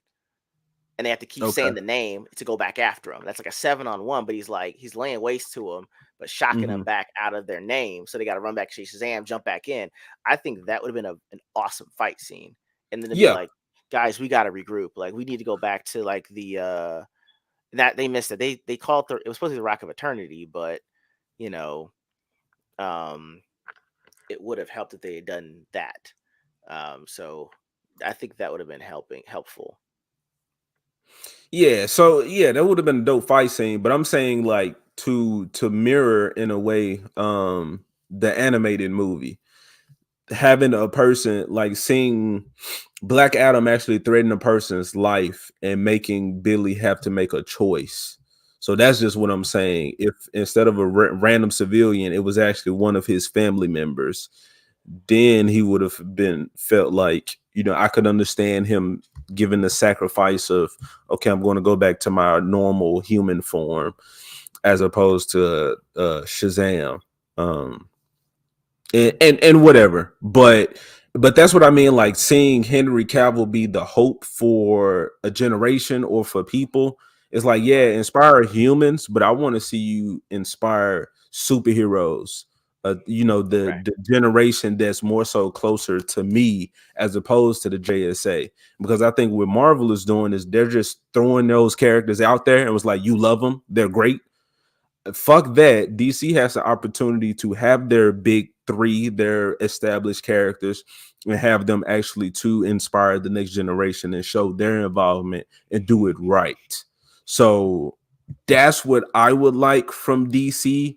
A fucking Robin, like Batman and Robin. I love that movie. Yeah, it has issues, but to actually see a Batman in these movies inspire a Robin or take a Robin, and to see younger heroes earn their spots Right.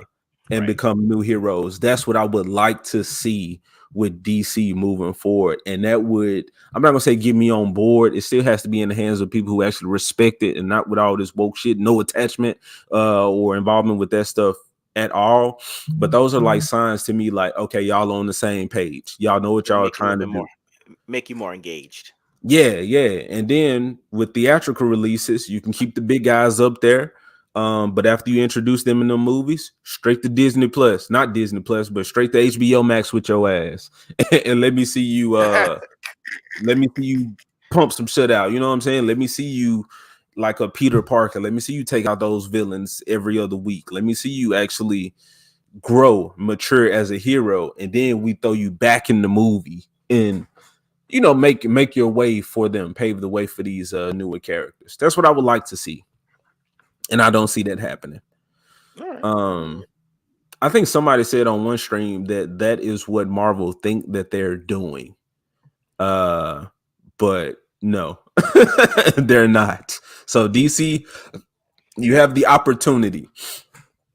Beast Boy, young Beast Boy coming in there. I said Beast Boy. I think Beast Boy would be a great character if he was raised by Batman or Batman was his mentor. I know, That man. could I be know. an opportunity right there. Introduce a theatrical Beast Boy, have him raised. I don't know if he need to be in Gotham or whatever, but have that boy out there on them streets trying to get it. And Batman be like, Oh come my on, come god, on, little man. homie. Come on, little That's homie. that's that's gonna be your. That might be your unpopular. Your unpopular take, That man. might be my unpopular take, but All yeah, have right. Batman saying, "Come on, boy, let me show you how to these detective skills. Let me show you how to use that animal nose you got, them animal ears you got. See these different chemicals and little all that type of stuff. Martial arts, hand to hand combat. Let me show you how to change into multiple We animals we during gonna a have fight. we gotta come. We have to come back to that one to the unpopular opinion section, man.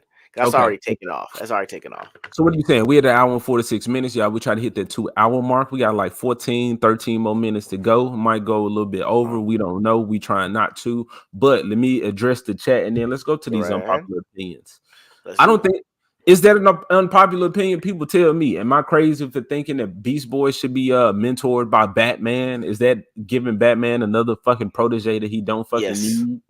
I believe it, Yes. but who else Okay. would Beast Boy do well under? But let me get to these chats.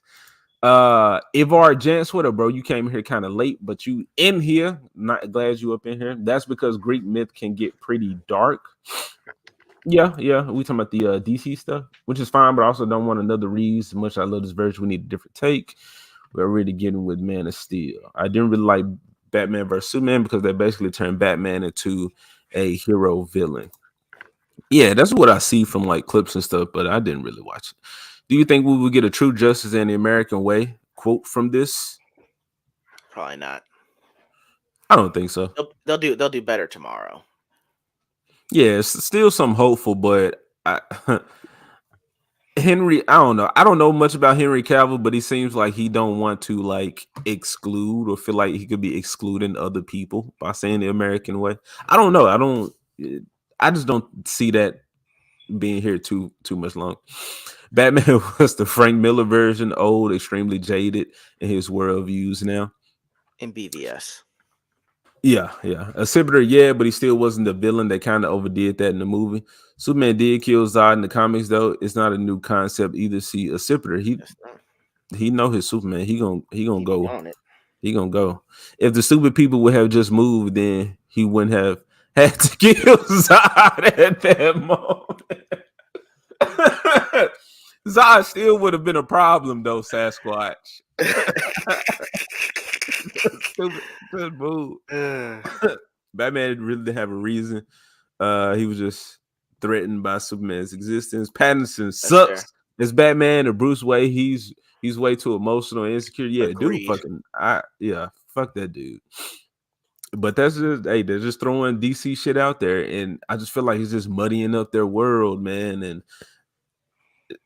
instead of just doing, I don't know. Anyway, instead of just putting stuff out there, hoping it sticks and it's successful, I feel like they're creating more issues for themselves in the grand Scheme of things. DCEU. Yeah. Yeah, yeah. Yeah. Batman was being Batman in the sense he didn't trust Superman at all. I didn't mind Patterson as Batman. I hate big head ass Edward Patterson, weird jaw looking dude. I like how he screamed after he was killed Zod. If he had to kill him, at least he was extremely disturbed by it. I think that they could go on a bit further into Right. that instead of just moving on from it. I agree. What you want him to do? Scream? Ah, he frost breath, and then fucking icicles just start snowing. I'm just being retarded, but That's fine.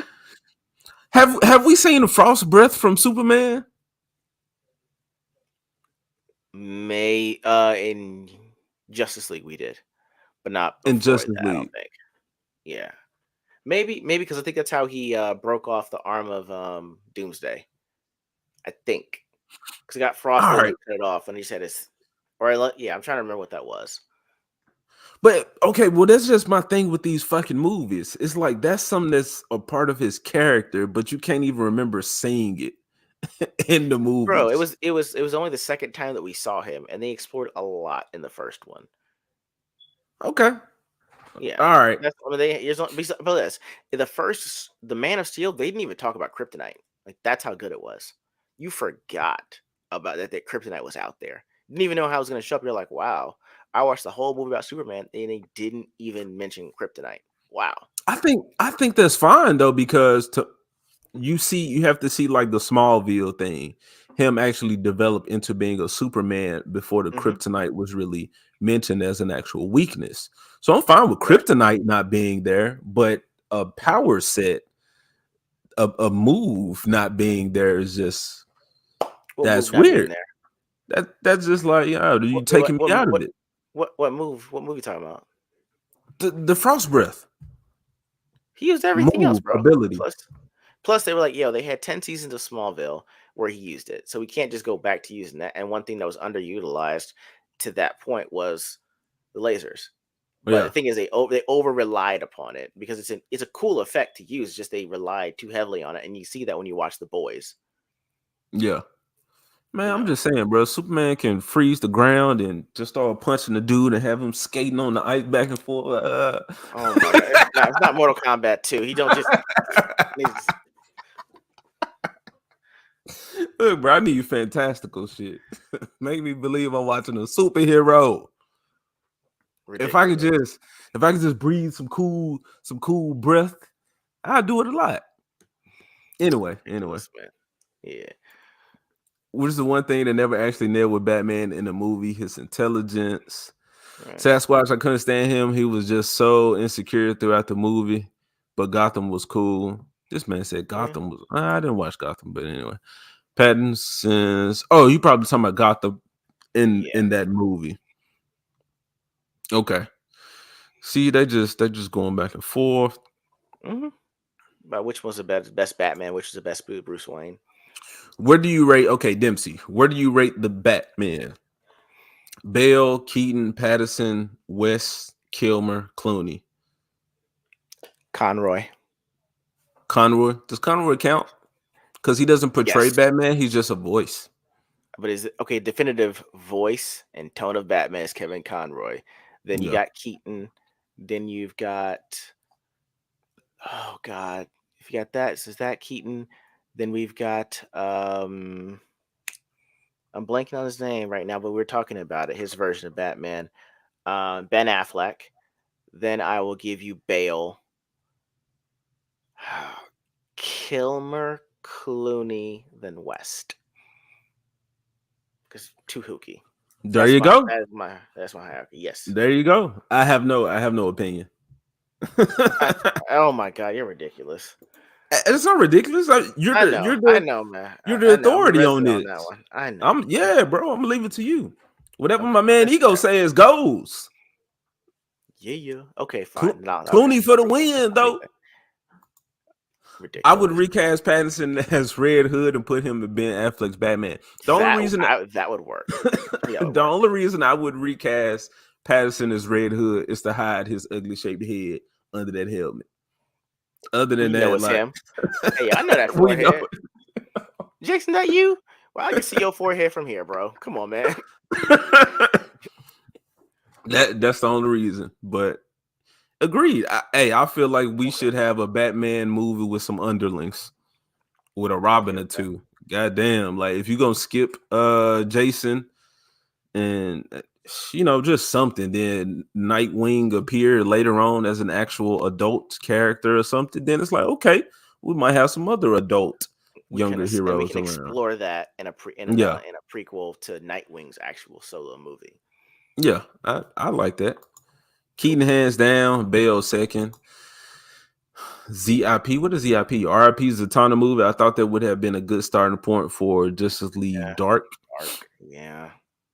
Yep, combat that whole y'all hate women characters narrative because we want to see fine ass Zatanna doing that magic.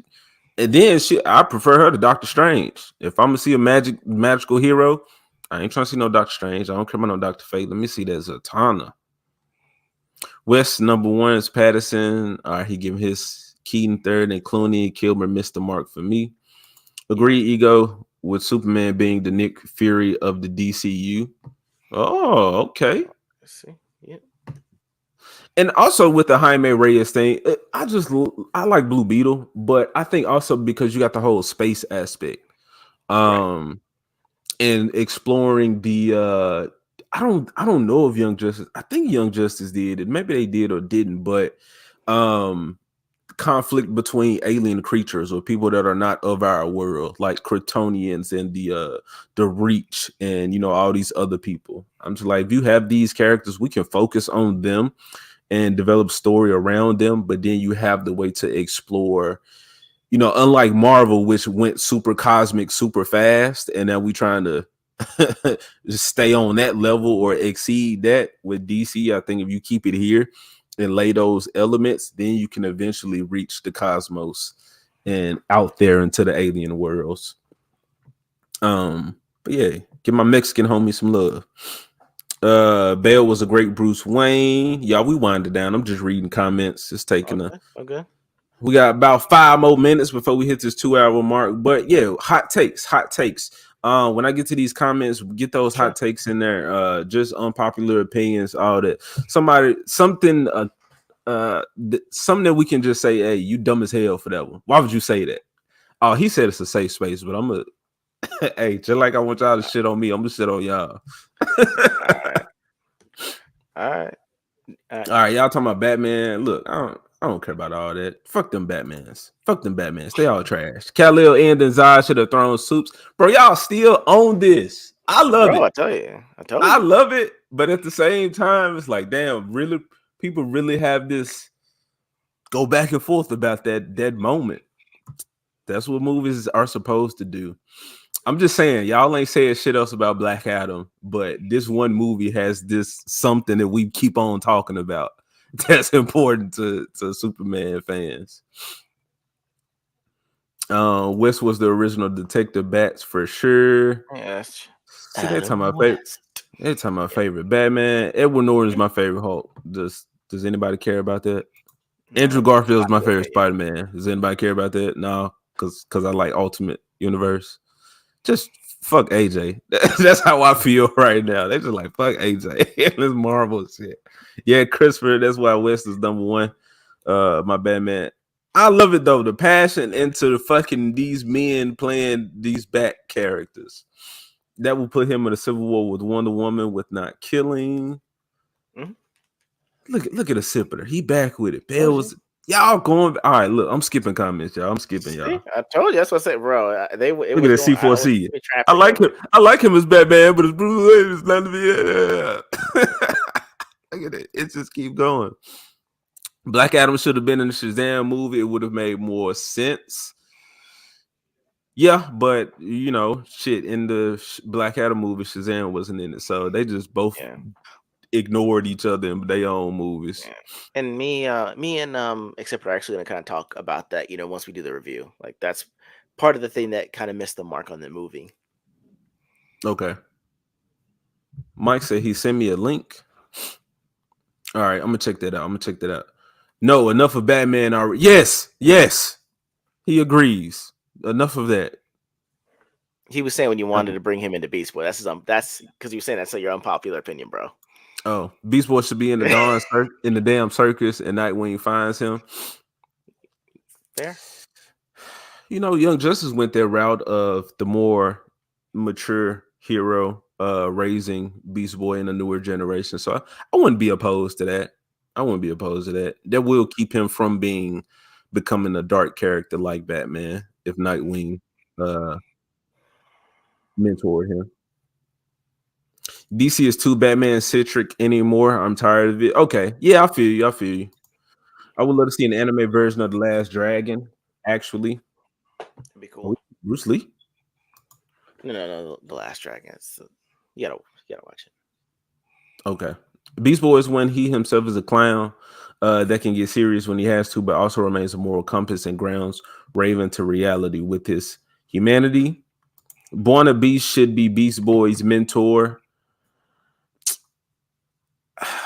I mean, I feel you. Why? Just because he's another Beast character?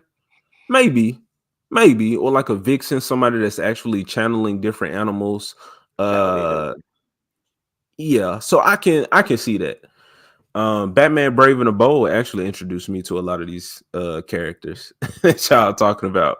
Cartoon, old cartoon, not super old, but they should find Beast Boy working at the grocery store, pulling in shopping carts. Christopher Miller, get out of the chat, bro. Uh, Leave the stream, bro. Mystique. Mystique manipulates Beast Boy. Nightwing can mentor Beast Boy, but that should be a show, not a theatrical film. Agreed. Keep That's it on fair. HBO Max. Black Canary could train Beast Boy like in Young Justice. Yeah, she'll train everybody though. True. All right, y'all. We at the end. Give me those hot takes. Superman Frost breathed Steppenwolf's axe hand and destroyed it. He used it to break Steppenwolf's hands. So y'all talking about that. Mm-hmm. Another reason I like Man of Steel, Kryptonite actually not being mentioned once. Yeah, I like that. I like that. Showing him get used to having X-ray vision was pretty cool. I did like that as well. I had not considered that before seeing it on screen. Yeah, and then hearing all the people voices and you like, what the fuck? Like, damn, is Agree. this inside of my head? Am I going crazy? Yeah, I like Man of Steel. There was a lot of shit I liked about Man of Steel. I will recast. All right, so yeah, bring them hot takes, people. For me, All right. McFarlane's animated Spawn over DC animated over Marvel. Phase 1 and maybe 2. Old used gem stocks socks finding the dead mouse. Disney. Nice. Yeah. Hey, bring back the McFarlane's Spawn though. That'd be Again, cool. I'm with that's it. that old art. Pretty. I'm not gonna say stale, kind of stagnant compared to like modern animation. It's a But unique that's style. It's a unique art style. Yeah. yeah, yeah. I would never Um. shit on it and say it's terrible. Like Nah, it's garbage. nah. Like we only got what we got now because of that older stuff. Agreed. Agreed. I think my unpopular opinion for me goes back all the way to Disney, and that's going with Beauty and the Beast. My unpopular opinion was Gaston did nothing wrong. Okay. Bro, if you listen to the Bonjour song, Bonjour, Bonjour, Bonjour, bonjour, bonjour. So every Friday on my right, I have time to think about these things because I have a 40-minute drive to work. Right on Fridays, I listen to 1990s Disney's show tunes. Right, and I'm usually always playing Beating the Beast, and I'm listening to the first song, and then when it gets to Gaston's part, he said that I have plans to woo and marry Belle. It's not like he's like, yo, I'm not gonna smash and dash. Like, hey, I'm that guy. Everyone knows I'm the main hunter. I'm the best looking. Check out the manly chest because I remember that scene in there. So he's like, yo, I want to get with Belle. Now, he's kind of a dummy because he can't read a book without pictures in it. But he said, I want to woo and marry Belle. And I actually want to demonstrate my value, like me being the hunter, the most sought after man. And by the time that you get to the point where um, Belle's let go, and the old her father with her, and they come back and tell you the beast is real. Gaston's like, "Yo, we need to put this dude down." He's like, "Everyone in the village is scared of him, and if they got away, the weird chicken or inventor father, that means the beast has probably got to be on his way to our village. So instead of waiting for him, we got to go get him." And that's the song "Kill the Beast." Now he took some liberties with saying the beast will steal your children, he'll make off with the wives, and he'll destroy the town. But I think it was completely justified. Now, if he's like, now if some of that sweet bell comes off on me for taking out the beast, so far the better. I'm with it. But to me, it's like, yo, Gaston did nothing wrong, and to me, technically, he's almost the tragic hero of Beauty and the Beast. I, I was willing to fight on that. I'm not willing to fight on that because I do agree. Okay, In a practical sense, like Gaston was right. If there's a fucking creature out there supposedly terrifying people and doing all this, then why not kill it? Especially if he just kidnapped Belle and we just find her all distraught or whatever. But at the right. same time, feeling for the Beast Man, the cursed Of course man you would. in this show. I'm like, Gaston ain't check no facts before he just hauled ass and was like, I'm finna go skin this dude. He told you I'm a hunter and I can't read books without pictures in them. All right. So they let him know there was a cap on his intelligence. Look, All right. so Mike has bad knees. He sent me the link to the showrunner for the X-Men. All right. And bro, this looks wild. Like, I don't How are we talking?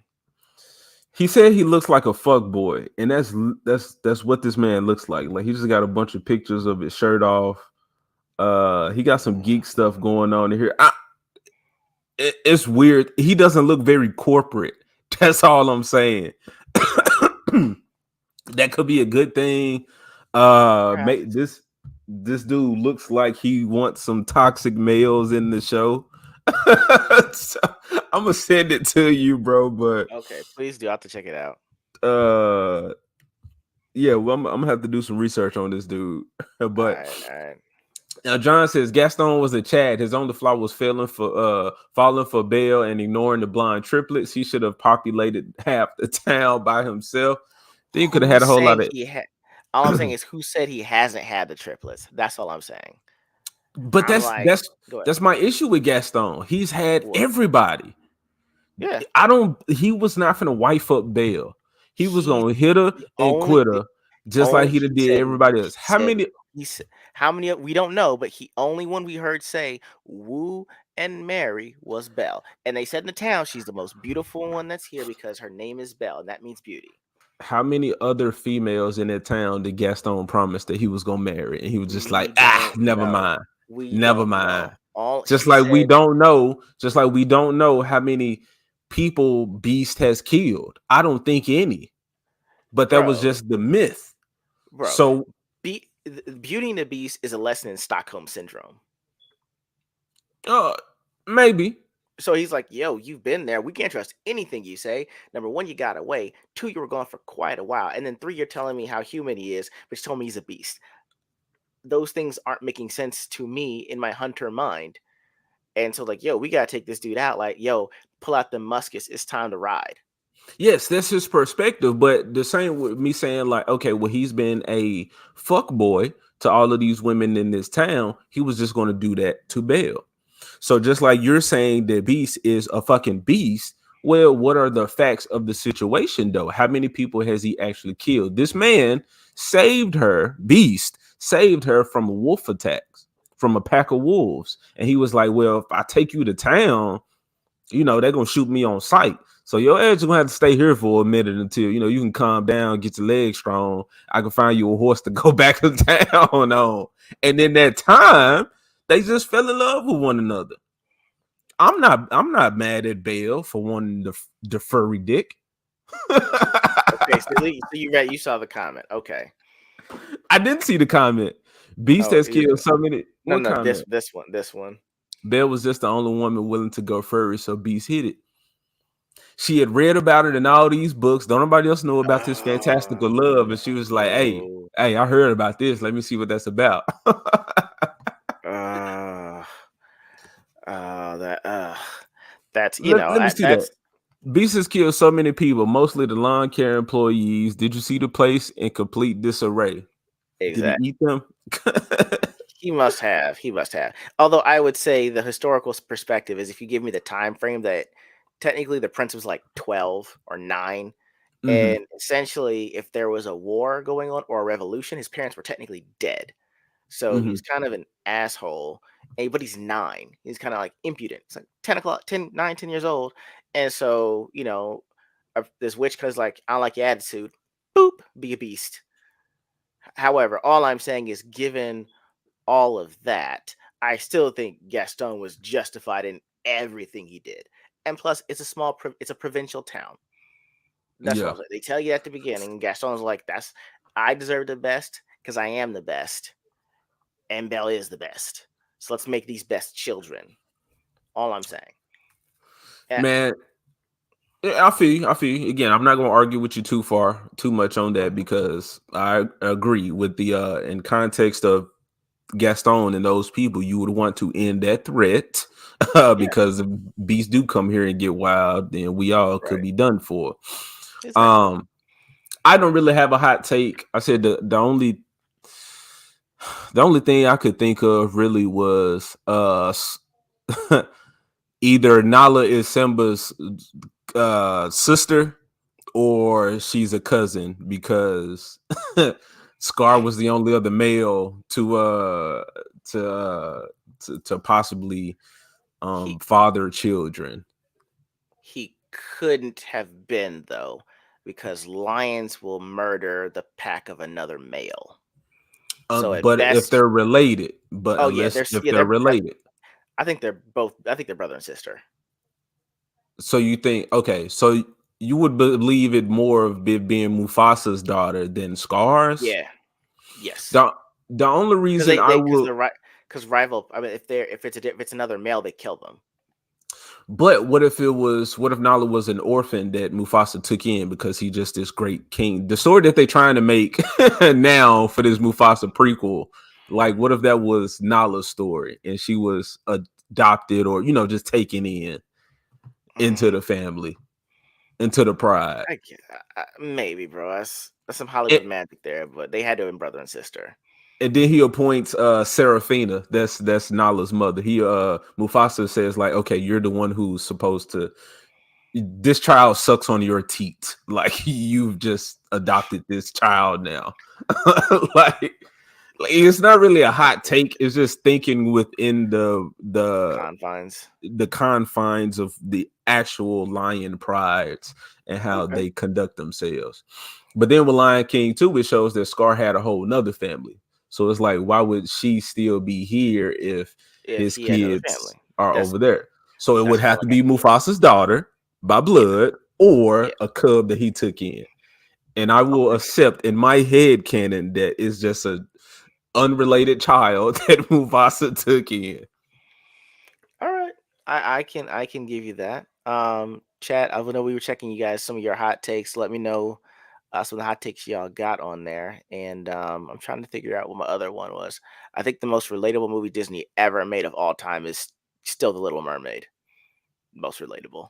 You get two completely different outcomes at the age of 9 and 30. Still holds up today. And I also think that Ursula was Triton's sister. Had to have been it had to have been her aunt. Like, there's no way that she Mm, could have been practicing witchcraft on the dark side of the ocean, and Triton just leaves her there. Like, hey yo, yeah. stay away from your aunt. Like, she's into weird shit. But she's like, I don't really cool with I'm not really cool with my sisters like that. They're not really interested in the things that I am. Uh, I got Sebastian over here, which is pretty much Randall, writing down all the bad stuff I'm doing and telling my dad. Mm. What was the other fish? Scuttle. What was his Flounder? name? Flounder. Yeah, Flounder is kind of that friend that sticks around in hopes that he might get some. So she knows what Yeah. that is. So the only person I can go to is my aunt. Like, she's the fun aunt, but I'm not allowed to hang out with her. Everyone always goes to her for help with stuff. She's always breaking them off something. Like, I gotta go see what my aunt Ursula's talking about. So I was like, "Yo, Ursula just provided a service," and I'm mad that lo that Ariel couldn't read. You know, like, she could have actually she took her voice, but she literally could have wrote the whole thing. Prince Eric, I am a mermaid. Yeah. I'm the one you heard singing, but I ain't got a voice. Hurry up and kiss Put me, that on bro, so I paper. can talk again. We can make this official. Exactly. Exactly. That's what yeah. That's what I'm saying is that, Ursula had to have been her aunt, and Triton it had to been the sister, because the way that she pulls up on Triton, by the way she talks to him, like, that's the way your older sister would talk to you. Like, damn it, Yeah. Ursula, respect my authority. Like, they're watching. Come on now. It's Yeah. not my fault you was messing around with that black magic. You turned into an octopus. Come on. I feel you on that, and I agree. I do think for Ursula to be able to hang around, Hmm. no consequences for none of the shit she's done, she Right. has to. Which I said, it sounds like the fucking Lion King, but it's like you're here to do the fuck shit only because you are related to the monarchy. Right. Um, And I'm saying and this, except for her. I don't mean to interrupt, but except for her, she really wrote her name on the contract underwater. I know it was blood spell pen, but still, I mean, yeah. it was written. C4C's hot take, and Lilo and Stitch 90 was too good for that bub F boy David. Now, sure, yeah, that's a hot take because I'll argue with you on that. C4C. I think David, that was not a fuck boy. David was as simpy as they came. But he, he wanted 90. He wanted everything to come with it. I'm not mad at him for realizing that to be with a woman that he wanted so bad, he would have to mature and become because of their unfortunate circumstances, he would have to become more of a provider and a.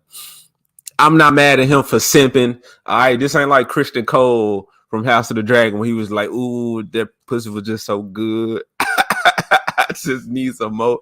Like, no, David was like, "This is my woman right here. She got a sister. They got a fucking alien." He just like, "Damn, all Right. right." I Surfs up. I love me some David, man. They just laughing. See, bro, y'all still on this Superman shit. I Bullets tell you, work on man, suits, bad he writing. works. Soup should have blitzed bats. Bruce was used. Dempsey and the Scepter. It's Dempsey and the Scepter. They can go. They can go all day on this, bro. I'm gonna let That's what y'all I'm have it. saying. Bill was a plain Jane, future librarian. Yeah, Bill was not. She was like that in town 7. That's a city girl 5 or 4. We was No, this was in town 7. Go ahead. Go ahead. this was like the She-Hulk conversation we was having with Tatiana Maslany and how I was saying like she's like that nerd that or like no Velma. Um it's like Velma's that nerd. She's like a 6 or a 7. But once you actually get her out them clothes and you see the freak that she is, then you see the whole 10. My eyes got buck. I'm just saying, like, yeah, that's probably what Belle was. She just needed to find that right one that's just gonna get her just loose. She might, but then again, it's gonna be some weird fantasy telling. I read this amazing book set of beanstalk and an ogre, and you don't know what kind of thing you going into with that. You just like, wait, what? I don't know if Look, that was that Jerry O'Connell movie where he took out the librarian and she wanted to be a dominatrix. It was a odd, obscure movie, like it was in the early 2000s, but it was the flip side of what happens when you try to take a librarian home. Like, the kinks can be out of whack. There's no safe words. Like, you need to know what you're getting into. maybe that would take Bell over the top, and maybe that's why Beast kind of worked. You know, Right. I think my unpopular opinion is that they broke up after he turned back into a human. Though she's like, "Why are you so soft? You so where's the Can you hair turn? at? He ain't have Can no you turn beard. back? Just I need them claws to come back out. Scratch right, me up right, tomorrow. exactly, exactly." Look, I'm just gonna say I would have been right along with it. It's like Bill, I feel you. This provincial like boring as fuck. Let's go see what we can get into. Um, so yeah, hell, Belle might be my favorite Disney princess. Now that we talking about it, let me look at my list. Mm, Belle was just the only woman willing to go. Oh yeah, he said that. He said that. yeah, All right. So these comments been here. Look at him, still going. These folks still, bro. Female do all furries this. are rare. Are they? I think so. I don't know. You always see I would somebody in the damn costume. attractive female furries are rare. I will let you have it. Okay. I said I will let you attractive have ones it. are rare. Attractive ones are rare. Beast got dingleberries. No way he can wipe that. Bro, Beast got servants to do that for him. Look at hell, little AJ is a fur as well. I'm a man beast. I'm a man beast. Which would have been better that we didn't get that in the movie. Disney crossover Beauty and the Beast Boy. Oh, that's a comic out about that. Beast Boy and Raven's love life. I don't know how in depth they go, but yeah, that slice of life shit, it's out there. Belle hooked up with Gaston. Beast just didn't know Yes. about it. Right. He had more hair. Did you how do you feel about the live action Beauty and the Beast? I couldn't really get into it because I know that they kind of CGI'd Beast a little bit. And Yeah. I know that they were trying to turn it and make it so that Belle was an inventor to give her a little bit more depth, but I think there was something to be naive and hopeful and having a spirit of exploration and a duty to her father. I don't think there was anything wrong with them exploring that because that was true to her nature. With the same reason why I don't like the fact that they're going to make it that Ariel goes to the service not in search for a man. It she didn't go in search for her man because if you listen to part of your world, she was explaining, she's like, I have a lot of questions that the surface people can answer. However, it doesn't change the fact, Eric's hot.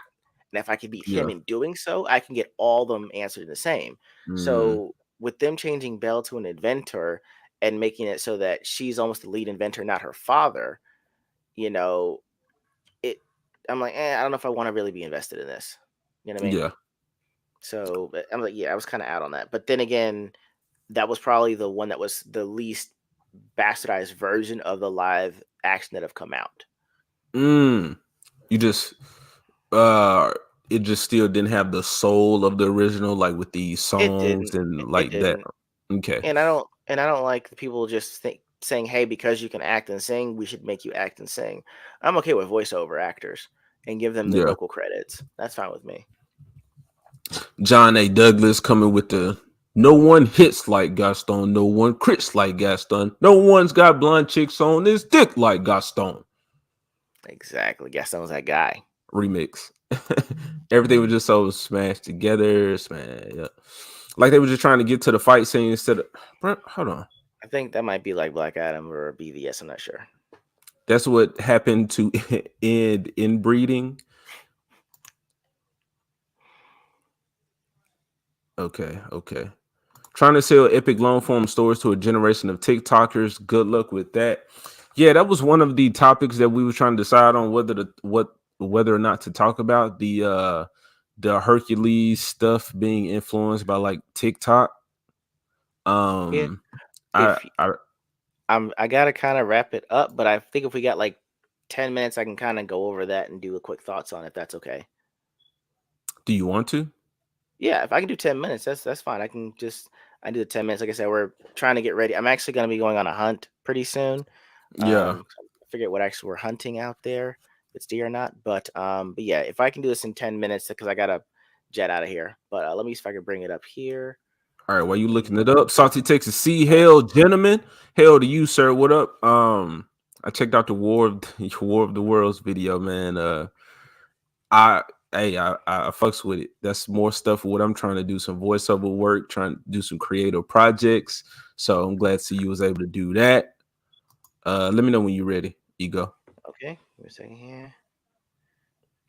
Okay, all right. So I got it up, and we're looking at Disney live action Hercules will be more experimental and inspired by TikTok, says producer Joe Russo. All right.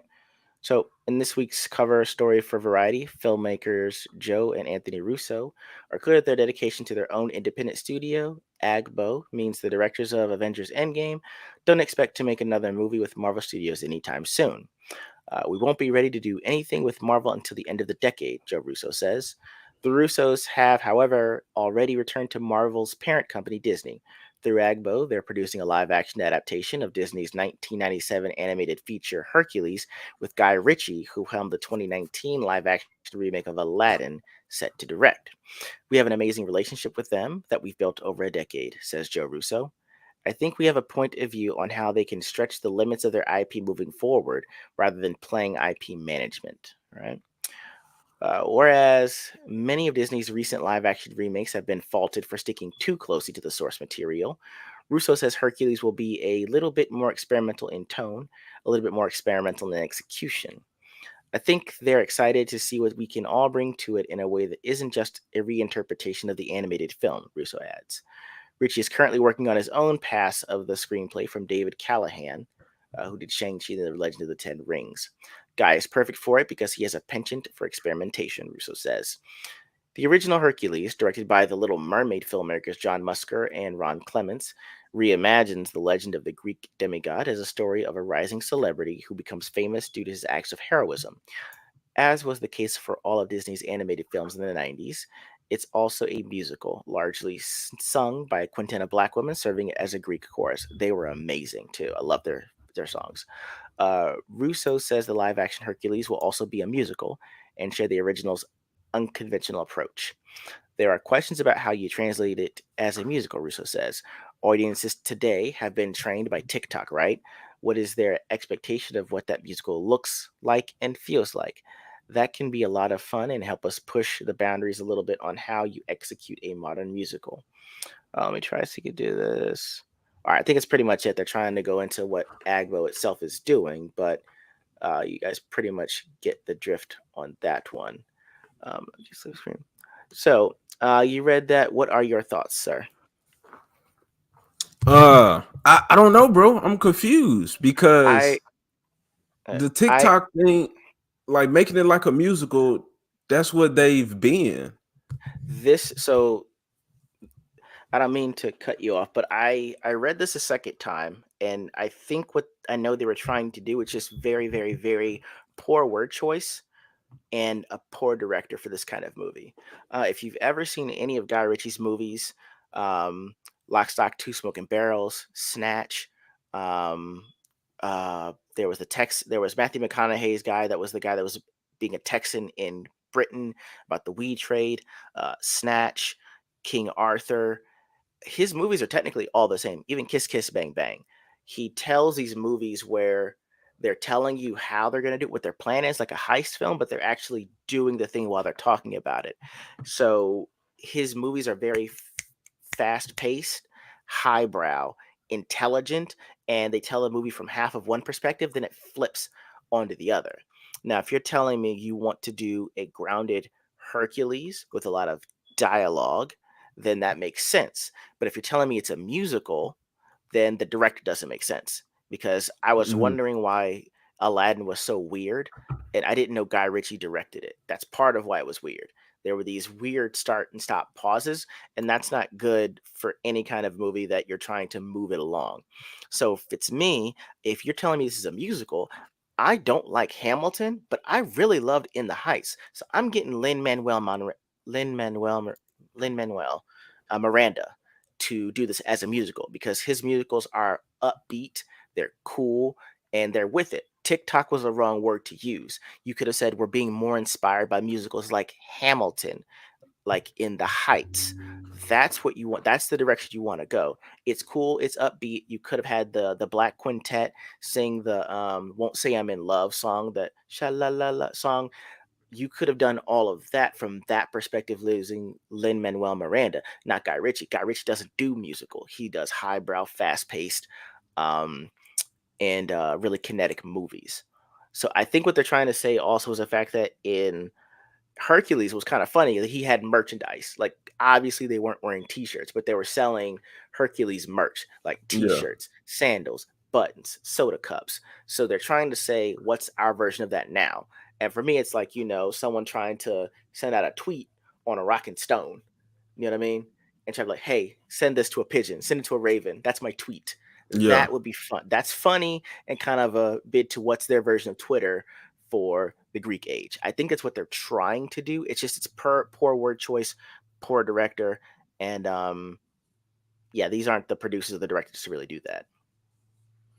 Okay. I don't know the people working on this, but just the say Russo's brothers did the Avengers. Like the first $1 billion superhero movie was them. They directed it. They did that. They did Endgame. if our gent said Miranda thinks he's way more talented than he actually is, Hamilton was if TikTok was a history lesson. Right, and that's why I say for what they want, he's the guy you need. Even though he massively over presents his talent, that's the kind of talent you're looking for in this kind of movie. Hmm. Yeah, all of this stuff, like just the idea of it, it's not bad, but then you have to think about, well, it's Disney and they fucked up everything else, so I doubt they get this one right. But I mean, just in going back over the Hercules movie, all of the songs were portraying events, while like kind of like there was a narration element to it, so telling you things happening as they're happening, maybe in song form. I'm not opposed to it. It sounds like that's the direction you should go with this. Bless my soul, Herc was on the road, all that other type of shit. Like, you see Hercules, Herc, yeah, hero to zero, and no time, like all of hero, that. You see hero. Herc doing the heroic shit as it's happening. Right, right. So, So yeah, these things that's can yeah, work. The when he was training with Phil, and Phil was telling you that hero montage of him becoming a hero, like it's there. But yeah, Christopher Miller, you right. just said like over For exposition. exposition. That's an issue that we're having from current media now.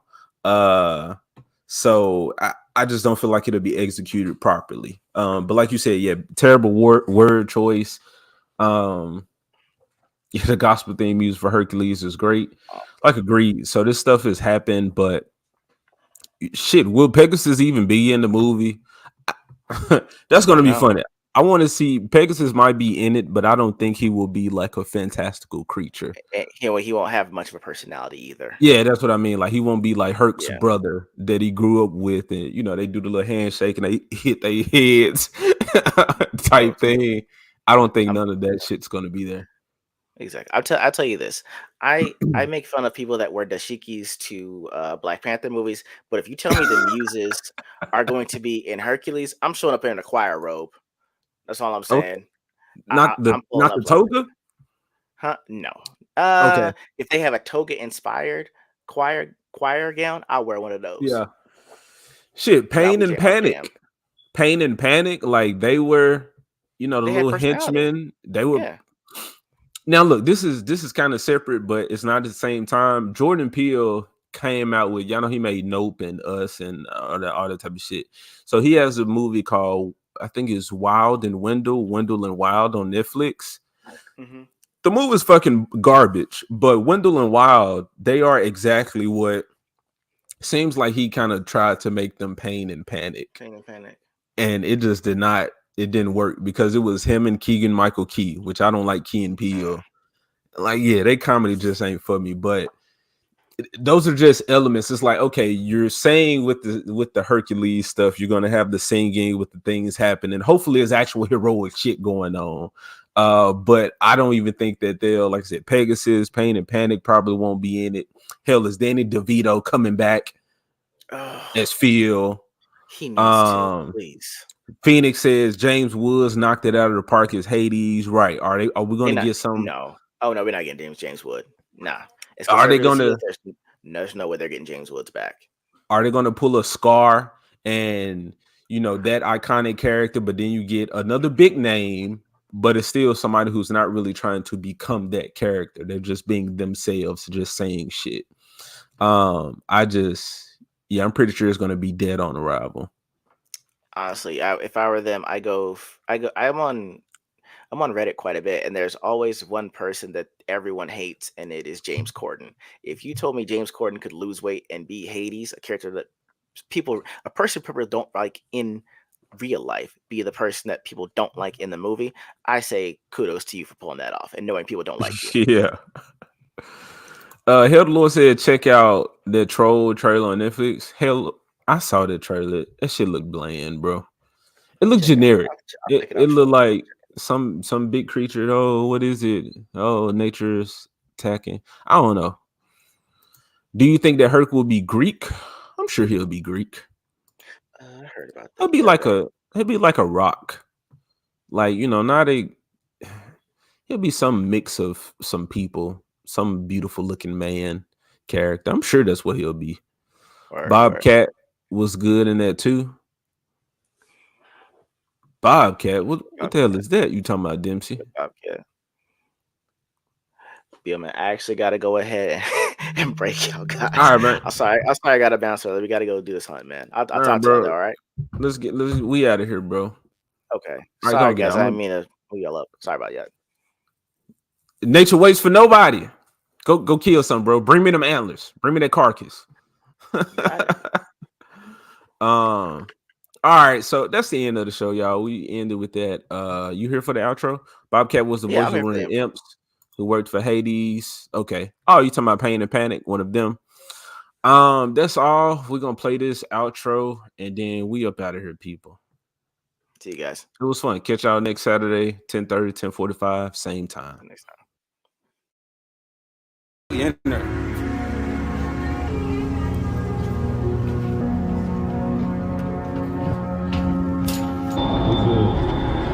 I'm gonna knock these stickers off.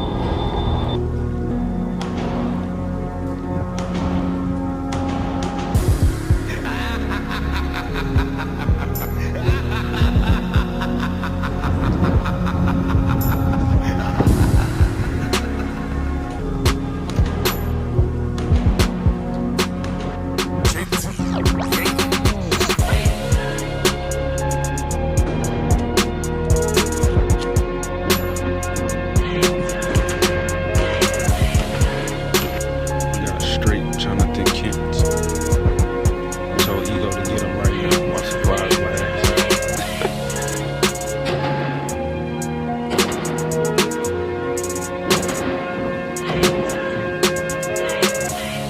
Does this like stays around, stays in our vote?